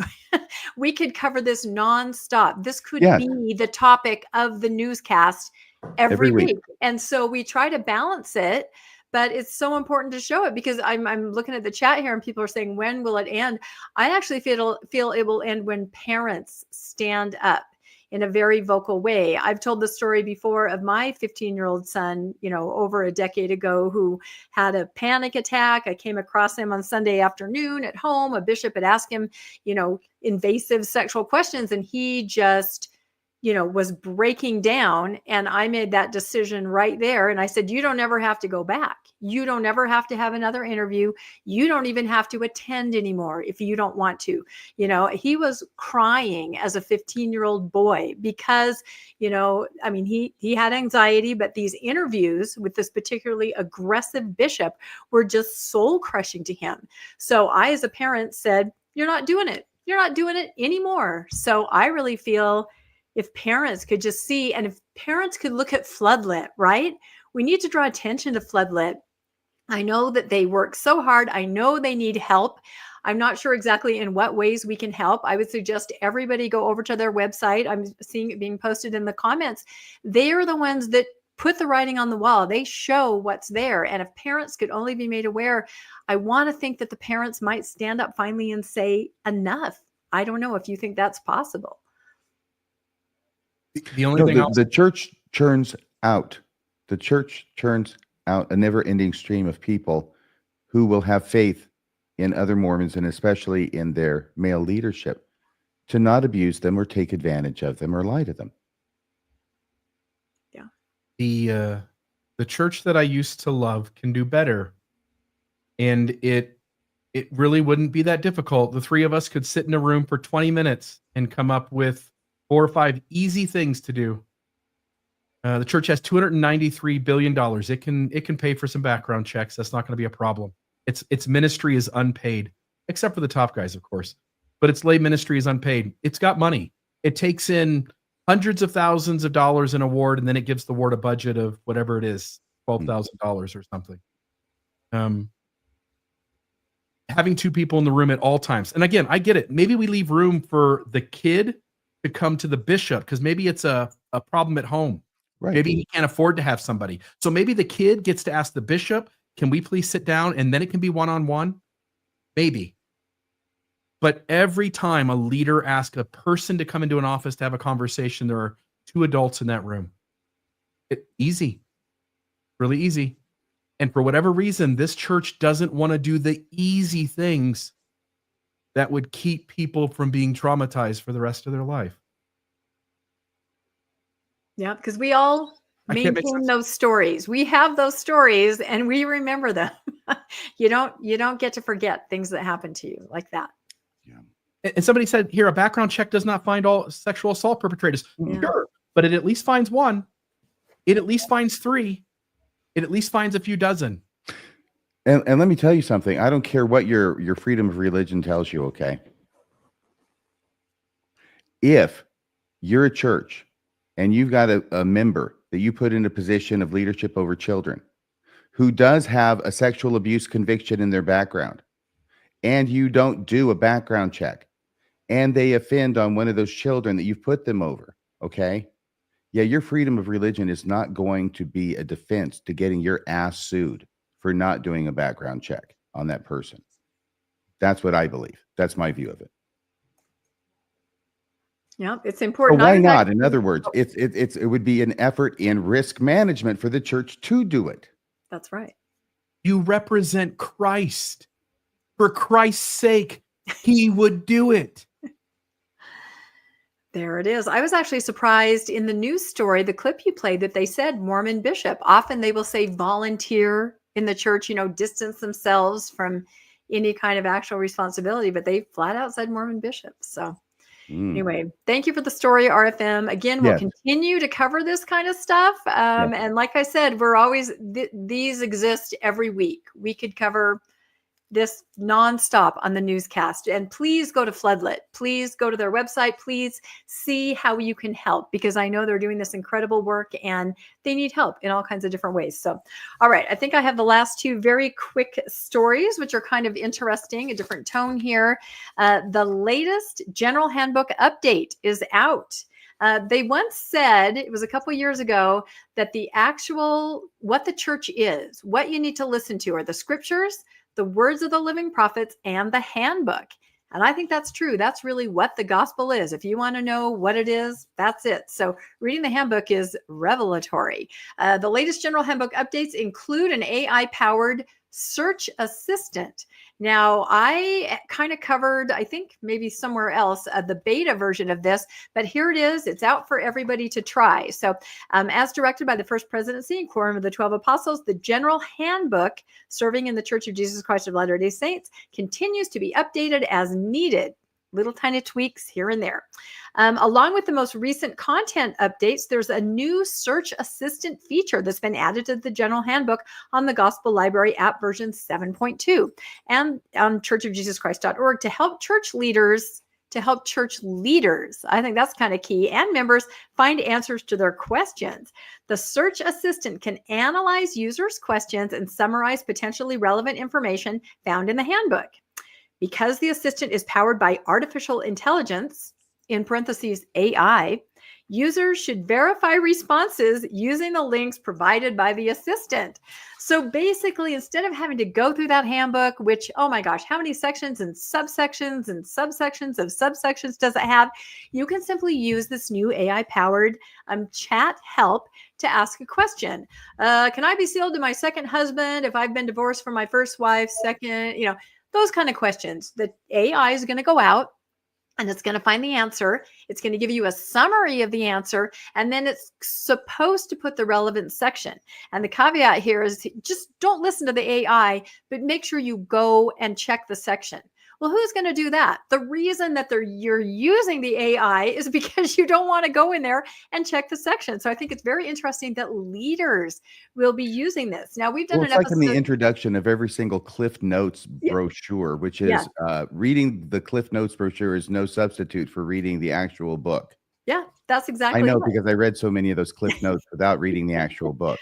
I passed so many AP courses only on Cliff's Notes. I can't even tell you. But yeah, so we did an episode on Mormonish a little while ago about AI and how it's not what you think it is. And when it mixes with religion, things can get really interesting. And our friend Troy, who really knows what he's talking about, he says, I asked his opinion of this new, chat AI help with the handbook. And he said, things could get weird if users of the AI start thinking of it as being more accurate or truthful than they do the leadership. And this can happen. There it is, an instant answer. You might use that in a talk. You might use that anywhere. AI hallucinates. I hope you guys all understand this because it is trying its very best to give the user what it wants. When you ask it a question, it starts hallucinating the answer. Very layman's terms, it starts going out and seeking what it thinks you want to hear. But it has no way of actually knowing if its answers are truthful. It has to rely on outside confirmation or consensus for that, if that makes sense. So the problem is the accuracy of the information that you're going to be getting.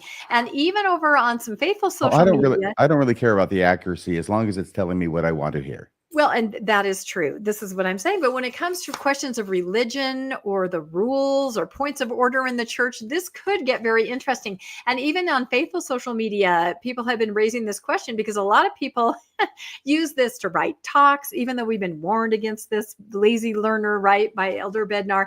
They're using it to provide outlines for talks. I've even seen quotes kind of fabricated from general authorities. They sound right. They sound really close, but when you look them up, they're not correct. So even here on faithful social media, somebody asked the question, is it right to answer scriptures related questions with AI?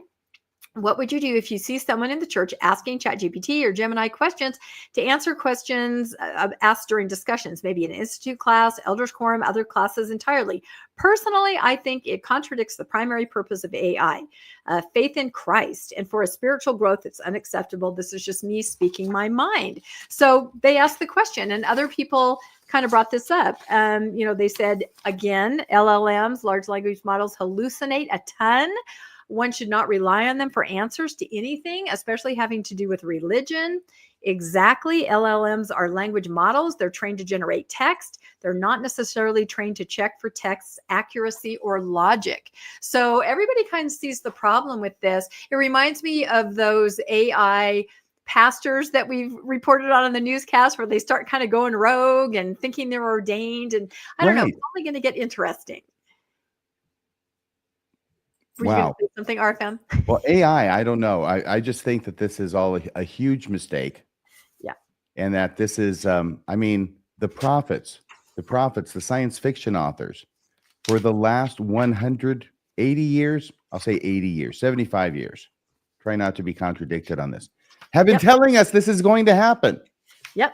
They've been warning us. They have been warning us, and yet now they're using it. They've let the Trojan horse in. Let's just say that. So it's like, this is a good idea. Have they not seen 2001: A Space Odyssey? Apparently not, or they didn't take it seriously, I think. So another interesting update to the handbook, and I'm going to have one of you guys read this because I lost my notes on it, and my slides are like this big. What happens to somebody who misuses personal data? This is in the handbook. Look how interesting this is. RFM, do you want to read this, or Bill, whoever can see it better?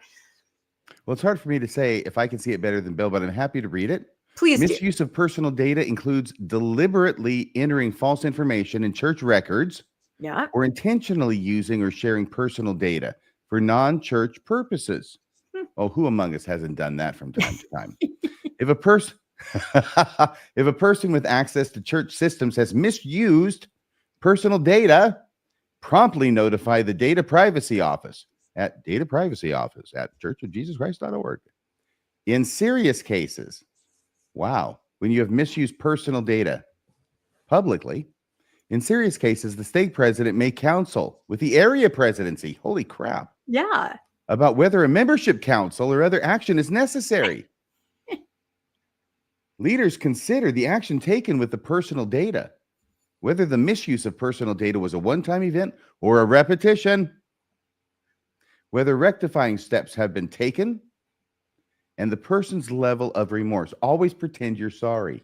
If I've said it once, I've said it 1,000 times. The position held by the member, with the idea apparently that the higher you are, the harder you fall. In some cases, the first presidency may direct that the membership record of a person who has misused personal data be annotated. Whoa, you're getting the scarlet letter A for annotated. This would prevent him or her from holding callings with privileged access to personal data. So we've got a new annotation. It's always a happy and exciting day in the church. Yeah, I'm sure it'll be stamped by AI, but I just thought this was extremely aggressive. I mean, there are other things people can do in the handbook that don't have this kind of aggressive approach. And it made me think of what we covered on the newscast a while ago, where somebody had gotten the ward list or the stake list and sent out a letter. Do you remember this? This happens every once in a while about truth claims and things like that. So I wonder if that's what they're talking about. But this is right there in the handbook. They are going to crack down. If you think that you're going to send out a wedding announcement, you know, I know people that have used it for this from the ward list, you might get annotated. Any thoughts on that? Is there an annotation for financial fraud by the top 15? Yeah, no. It's just using personal. Well, and that's a good question because Elder Ballard, that's right, did perhaps allegedly look at some of the financial information. About the SEC and that too. That whole fiasco. Yeah. I don't know what it means or how far it goes, but they're certainly doubling down on misuse of personal information, which is what makes this next thing very interesting to me. So, Rebecca, can I just comment that that's possible that is being done on the last slide for liability issues, that there's been something that's happened where somebody's accessed not personal, but church stuff, church lists of people, use it in some way that ended up being actionable. Okay. So they want to be on record saying, don't do it, so that, we did what we could, right? We told them you can't do this. If that's the case, and I don't know that it is, but if it is, it's a stark contrast to the effort they will go to not be sued, okay, over this stuff with data, whereas it's open season on kids in the church. Yeah. There doesn't seem to be any, it's willy-nilly, right? And again, this might put an end or a dent in affinity fraud, right? If you can't contact all your ward members and tell them about your latest MLM, maybe that's not going to go so well. But what I thought was really interesting, another part of it, this is all about data, accomplishing your divinely appointed responsibilities with the Member Tool app. So here is how you can access some of the data and what it is okay to use it for. I thought this was very interesting. So it's divided into 4 principles. I can't remember which apostle stated these, but the purpose of the app helps you fulfill these 4 things that you're trying to do to live a righteous life and live the gospel. So the first thing you can use this Member Tools app for is to find a meeting house. An essential part of living the gospel is attending church where you can gather with your fellow saints. You can use this feature to help you find a meeting house. Okay. So if you wanted to know where somebody attended church and you knew kind of the vicinity where they lived, you could look them up. That's kind of interesting. I can see how that could be problematic in some cases. You can schedule a temple appointment. A simple way to build temple worship into your routine is to schedule the appointment. The My Temple feature quickly redirects you to ordinance schedules that are available. You can make an appointment, find the time slot. Okay, that's good. That seems fine. Number 2 is caring for those in need. Another way that I'm sorry to interrupt, but this temple appointment thing, is that something that there's a certain time when that changed about making appointments to go to the temple? Because the last time I went to the temple, which has been over 10 years ago, but You it's just walk not in. that long ago. There were no appointments. You just No. showed up and you went and took your position and you were worked through the system and spit out the other end. No, they have pretty intensive scheduling, and I use it all the time because I like to show people where temples are being built, how many slots are actually available, right? 50, 40, 30, any given hour. And I think what they're trying to do is kind of get an idea of how to sort of plan the sessions, because I know temples sometimes close on certain days. There isn't that much of a need. So I don't know, but you can walk in, but you can also set an appointment, either one. Yep. Thank you. Kind of interesting, but you can check out how many things are available, and that paints a really interesting picture. Okay. Number 2, caring for those in need. How can you use this data? Your ministering assignment, right? Ministering can be as simple as a thoughtful text or a call, yet it can make a lasting impact. The ministering assignment features allows you to quickly find people you're assigned to minister to and access their contact details. So you can look anyone up. For example, I'm still a member of record, and I have been ministered to many times. Having not attended church, the only thing I can think is that they have used this to look me up. I've gotten birthday texts. I've gotten presents left on my porch, all those kinds of things. So thank you to those What was the sisters who best brought me present you had caramel left on your- apples. What was Because the you know best that's my present you favorite. had left on your porch, Rebecca? Caramel apples. Wow, that's good. I love caramel apples. I would rather have that than birthday cake. Yeah. So there you go. All right. Anyway, again, questionable, not questionable. I don't know. If it's somebody that hasn't attended church for a long time like me, yet I'm getting texts and I'm getting calls because I'm still on, the rolls. I don't know what you think of that. The temple prayer roll, whether or not you are endowed in the temple, if someone you know is struggling with sickness, any other type of affliction, you can add their name to the temple prayer roll anytime. So you can go into this app and you can put anybody's name there. I could put your name there, RFM. You could? I could. Would you put it down as a Radio Free Mormon? I would. I could. In fact, maybe I'll do it right now if I knew how to get into the dang app. Well, how would God know who I really am, though? God knows all, RFM. You've got to understand that. He keeps All right. giving me evidence that he doesn't really. Bill's just shaking his head. He's like, oh my gosh. It's not prophets who can't see around corners. God can't right. see around. God can't see around corners. That's it. Okay. So it gets even better. This is so interesting. Number 3, inviting all to receive the gospel. Okay. This is another way to live a righteous life, to live the gospel. And how can this tool help you?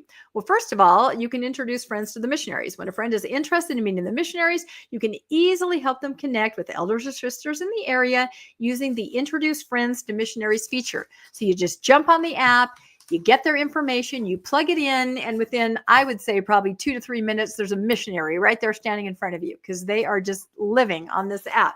So that's helpful. Another thing is you can make a group. Teachers and leaders can easily communicate together, and you can put everybody together. Then you can send out mass texts or, mass information or emails. That's helpful if you're trying to put something together. This next one I think is interesting. The directory. Of course, member tools will always be your first stop to finding your directory and reaching out to others. One of the creative ways I have used the member tools directory, said Edwin Sanchez, a bishop in Alta Vista Ward in Puerto Cumumbaro, Venezuela, has been to go through name by name and try to contact members I don't know. Why don't you know them? Because they haven't been coming to church, who were baptized as children or young people and no longer attend church activities. So there you are going in, somebody who maybe was baptized when they're 8, they're an adult now, and suddenly, ding, they receive a text from this lovely bishop asking them if, they're still interested, if they'd like to come back to church. So I find that very interesting, that you can just go in there and find anybody as long as they're on record. They probably don't even realize they're on record, and try to contact them. And ding, it's Edwin again. Yep. And there it is. That's right. Yeah. No, I know people that are sent on missions to do that, to find people. And of course, if you try to find people and you can't find them, you let the ward know, and the ward sends those records back to Salt Lake. And we've talked about this before. And that, of course, kind of changes the ratio of attendance in a ward, right? If you can say there are 400 people here we've never seen, those records are gone, poof, then suddenly your attendance is at 70%. So I've said it before, I'd like to see that file in Salt Lake because I think that's where the true the true numbers lie, if we can say. All right.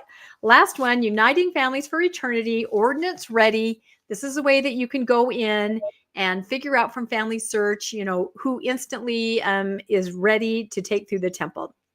Of course, that's a whole nother podcast right there. How many names are repeats and how many names are mistakes, but you can go in there and say that. And then the final one I thought was great, the Covenant Path Progress. Have you heard of this before, that you can actually chart your progress on the Covenant Path? Uh-oh, he's so overwhelmed, he's muted. No, I haven't. But that whole story about how when you've left the church, you become inactive and they're trying to find you and you're trying not to be found. Yeah. It's like the Mormon version of the most dangerous game.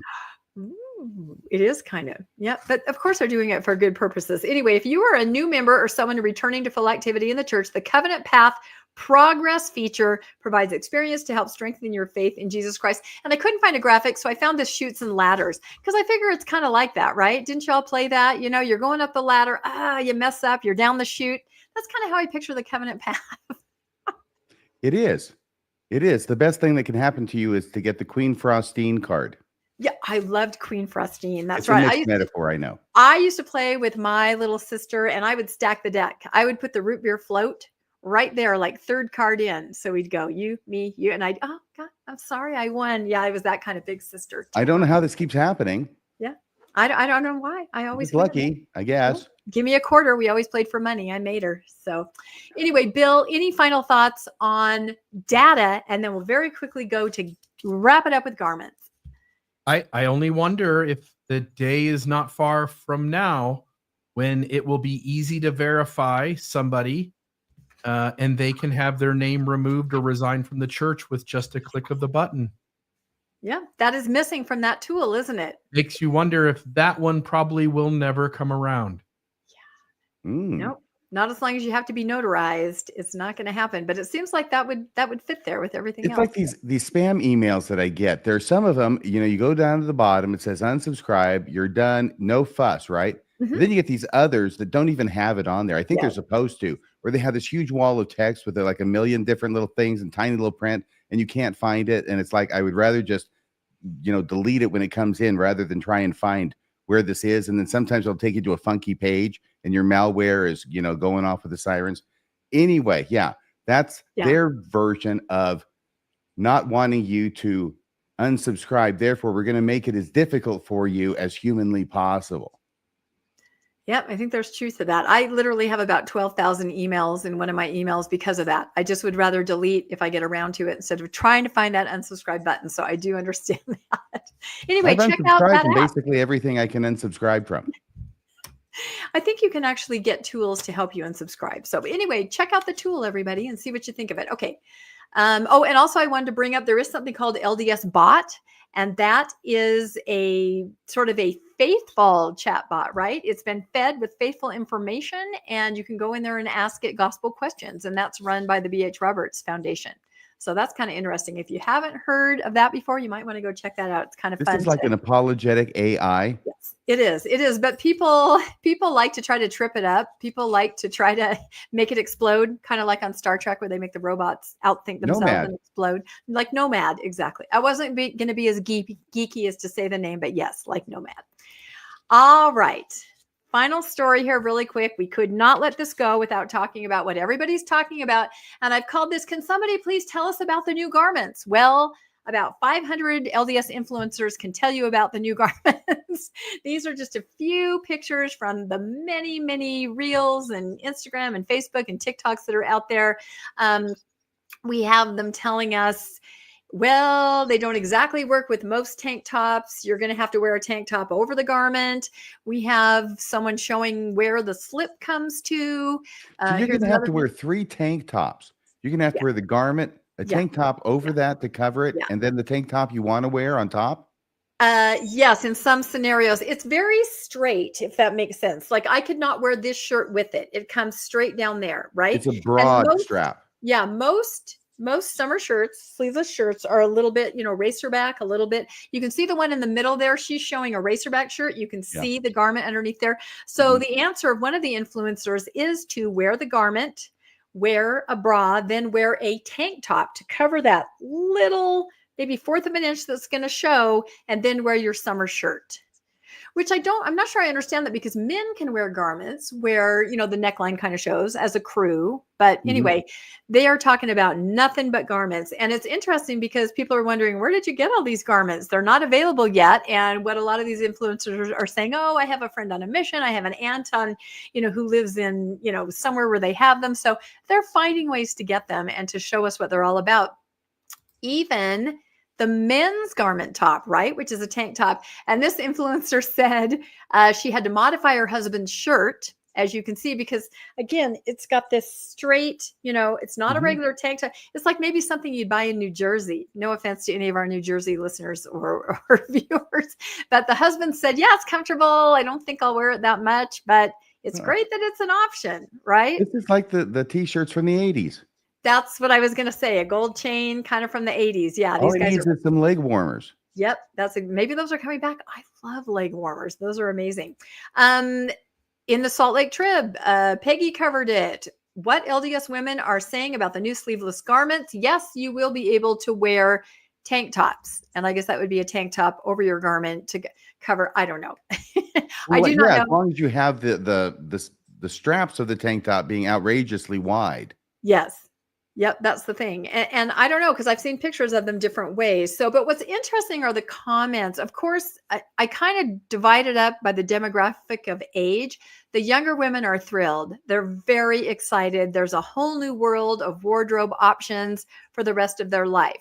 The older women like myself are like, I've been kind of upset about it, and I didn't think I would be, because modesty is so drummed into you from, I was one of those kids that was dressed garment ready from being a baby, right? I never owned a sundress. I never owned anything that was sleeveless, anything like that. And I've seen comments from older women saying things like that, and also saying, wait a minute, modesty is one of our keystones. Why are we changing this so quickly, just with, no fanfare? It's just changing. I saw one post from a husband who said, my wife is beautiful, and she missed out on her 20s, 30s, and 40s wearing really cute tops that she would look amazing in, Instead, she stayed on the covenant path. So a lot of very strong emotions about the new garments. And yeah, the covenant path is well known for being somewhat frumpy. It is. Well, we saw the Chutes and Ladders game. So now what I think is interesting, and I haven't seen anybody bring this up before. So there is a half slip and a slip. And the instructions are that a woman can wear their own underwear of their own choosing underneath this. Okay. So this hasn't really happened before. There have been some instructions on, what a woman can wear over or under that time of the month, but that's very utilitarian.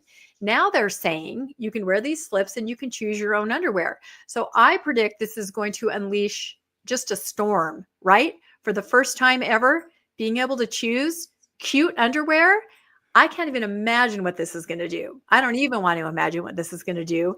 But some influencers have been talking about how excited they are to be able to choose new underwear. And I'm sure they are. I can't believe it's 2025 and people are excited about being able to choose their underwear. Yeah, well, that's the thing about all these videos. People who are not LDS are watching these and going, what in the hell is happening? But I'm going to go even further on this. I'm going to go out on a limb, and I'm going to talk about a conspiracy theory. I know this person. What? I know this person. Yeah, that's right. That's Jasmine. She put out a video saying, I'm getting this question. Why are they only available Q4? Why aren't they widely available? And she puts out all kinds of answers. Oh, they're needed in the hot and humid climates. Well, it's hot and humid pretty much anywhere, a lot of places in the United States. Well, they want to get user feedback from other countries. They want to make them available in the countries where the garments are being manufactured. Anyway, there's no real answer. So here's my conspiracy theory. And I found somebody online that crystallized it perfectly. This person says, I think that the church, thought they could actually get away with only releasing these garments in certain countries and nobody would notice. Think back to when we reported on this. Think how this might fit in.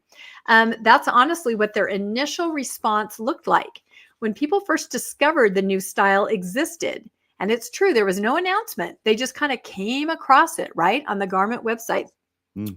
For some members only in some areas, users in the US could not even see them in the online catalog as an option at all. So people came across them in the countries where they were going to be rolled out, but they weren't anywhere else. Initial inquiries met with the church's refusal to even talk about it. Think back to when we podcasted about this. It didn't look at all like a prepared, planned church-wide rollout. It looked like the church didn't plan on making them available to U.S. members at all. The church's initial response had all the markings of a panic response. Church spokesman Doug Anderson would not confirm any details about what exactly the new garments would look like, nor when they would be widely available. And there's a website, we can link to an article where they said this. The article was later reworded slightly, but that was the original wording. Then later on that very same day, after being asked for comment, the church's website suddenly changed to include the sleeveless option for members in Utah with the label available fourth quarter 2025.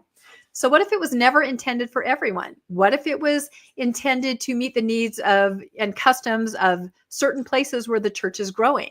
And now... That's why it's only over there in Africa. Yep. But That's everybody's... why, because, I mean, that's in Africa. Who knows what goes on in Africa?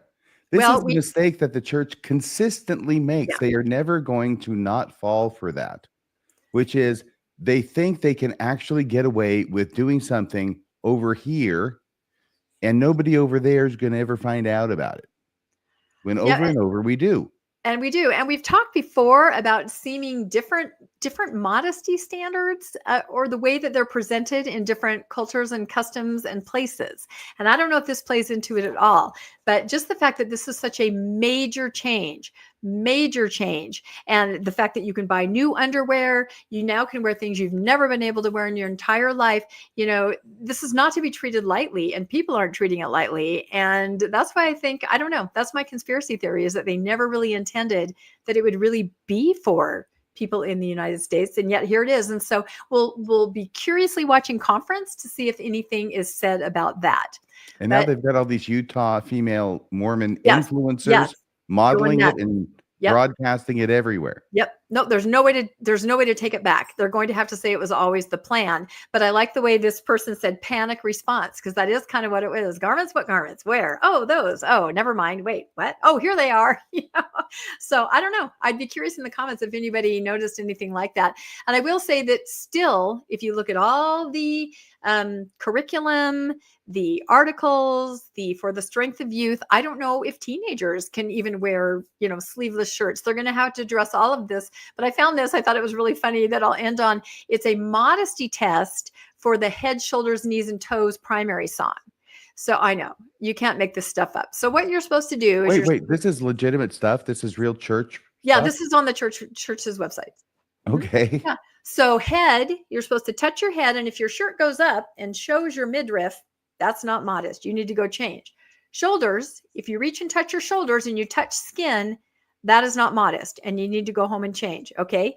Knees, if you bend down and touch your knees, you're supposed to look at your neckline. And if it's not appropriate, if it's too low, too much is showing, you need to go change. And then toes, you're supposed to be aware of, as they said, your backside. If the fabric is, riding up and you can see your back, that's not modest. So head, shoulders, knees, and toes.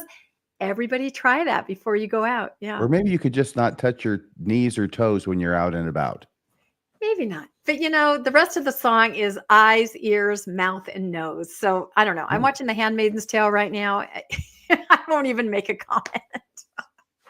All right. Any comments on garments, Bill? And then I think that part about done. the shoulders. That part about the shoulders has to be redone now, because you can be temple worthy, be wearing temple worthy clothing that is covering your temple garments, and still touch shoulders, touch skin when you touch your shoulders, right? This part of your shoulder. Yeah. And are there going to be temple dresses that are sleeveless? I mean, this is a bigger picture than I think a lot of us are even thinking about. So what do you think, Bill? Or do you just not want to think about it?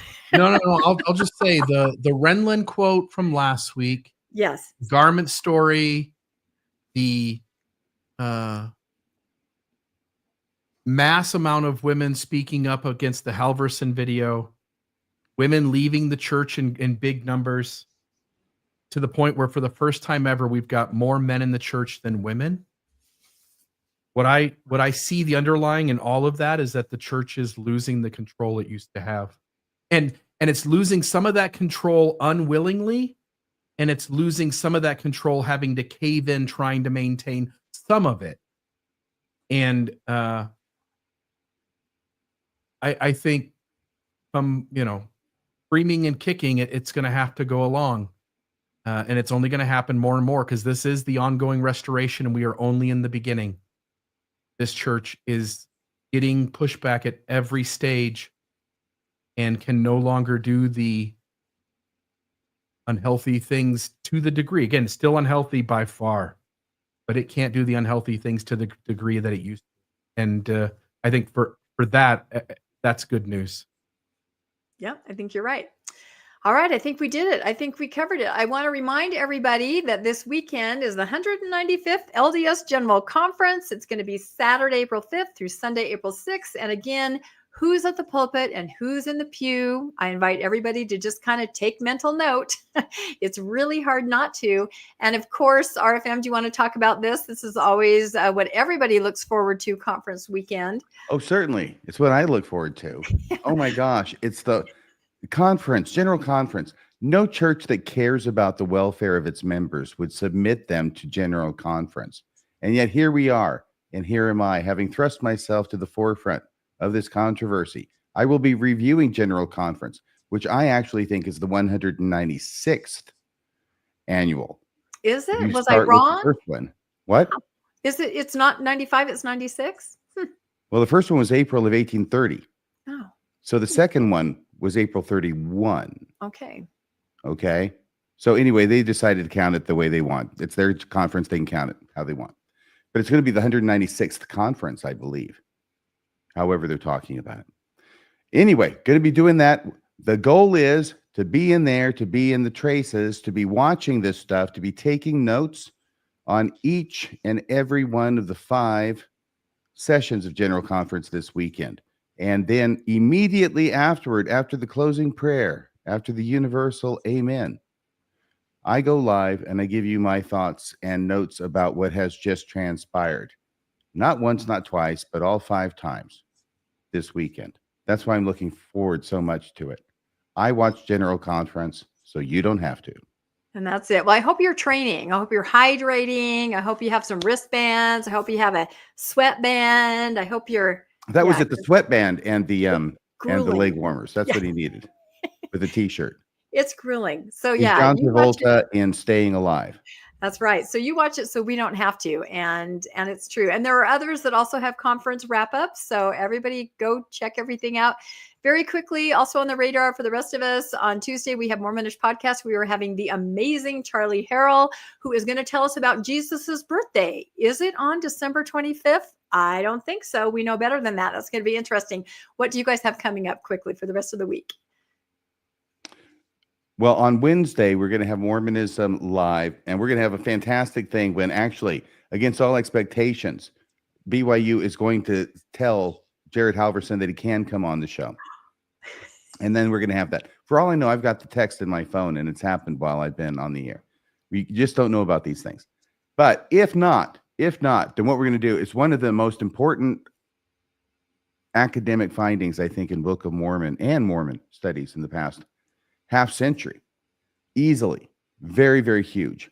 Giving us a huge insight into how it was that Joseph Smith wrote the Book of Mormon. Because guess what? This is the evidence right here. This is a smoking gun. And we'll talk about it. And I've been thinking about it really hard. I've read the paper a number of times. And I think I've got a great way of introducing it in the first half of the podcast. So this is going to be so easy, I hope, to understand and appreciate the significance of this discovery. Wow, that sounds amazing. And then Mormonism After Dark, Friday or Saturday? Should be Friday, 8 p.m. I'll just note, by the way, an Almost Awakened episode, I think, will come out early in the day tomorrow. We've started putting those back together again. By the way, there were almost 750 people in our show tonight watching. That's pretty high compared to what we normally get as far as the live viewers. For everybody who's watching, if you would just right now click the like or subscribe button. In fact, do both. Hit the like, hit the up arrow, the thumbs up, hit the subscribe button. whichever station, whichever YouTube channel you're watching it on tonight. And so there is that. But I thought that was incredible to have that many people watching the news show live. So appreciate all of you that tune in. Mormonism After Dark, 8 p.m. Friday. Unless you want to do something different, but that's when we always do it. Oh, no, absolutely. We're going to do that, and we're going to see what happens. By the way, I do believe that our good friend Jared Halverson may be watching this. So, Jared, if it works for you for Friday evening, that's where we did it before. We could do Friday evening if you want. We do a Saturday morning, Jared, if you wanted to have that conversation. I will forego the cartoons, the Saturday morning cartoons. Even that I would forego. He stays up late. He stays up late. We've seen his alarm clock. I'll do 2:22 in the morning. I'll do it. Wherever the cop's beating up a guy, I'll be there. That's right. A lot of people would tune in to see that for sure. All right. Thank you, everybody. Thanks for everyone for tuning in. I want to say one thing. Can I say one thing about this? The adding to the stage. If I remove that, then I add this. Yeah. Is this what we're working on for the thumbnail? Yeah, but somebody said plagiarism is spelled incorrectly. Yeah. It's an IA, not an E. I will reach out to our thumbnail creator, by the way. Yeah, we've got somebody who does these now, and they're much better looking than what I was doing in the past. So we're really grateful for that. But I'll reach out and let them know the word spelled. They're almost as good looking as Adam Clark himself. The good looking man right there. He's a good looking man. Handsome fellow. I bet he was big with the ladies back in the 1800s. Yeah. He's a mover and a shaker. All right, everybody. We will see you all next time. He's Methodist, actually. Sorry. He's a mover and shaker Methodist. That's right. Next time on the Mormon Newscast. Bye, everybody. Bye. That's a wrap for this week's edition of the Mormon Newscast. We appreciate you tuning in and sharing this time with us. Keep the conversation going and stay informed on all things Mormonism. Until next week, wishing you peace and joy. See you next Monday at 6 p.m. for next week's Mormon Newscast.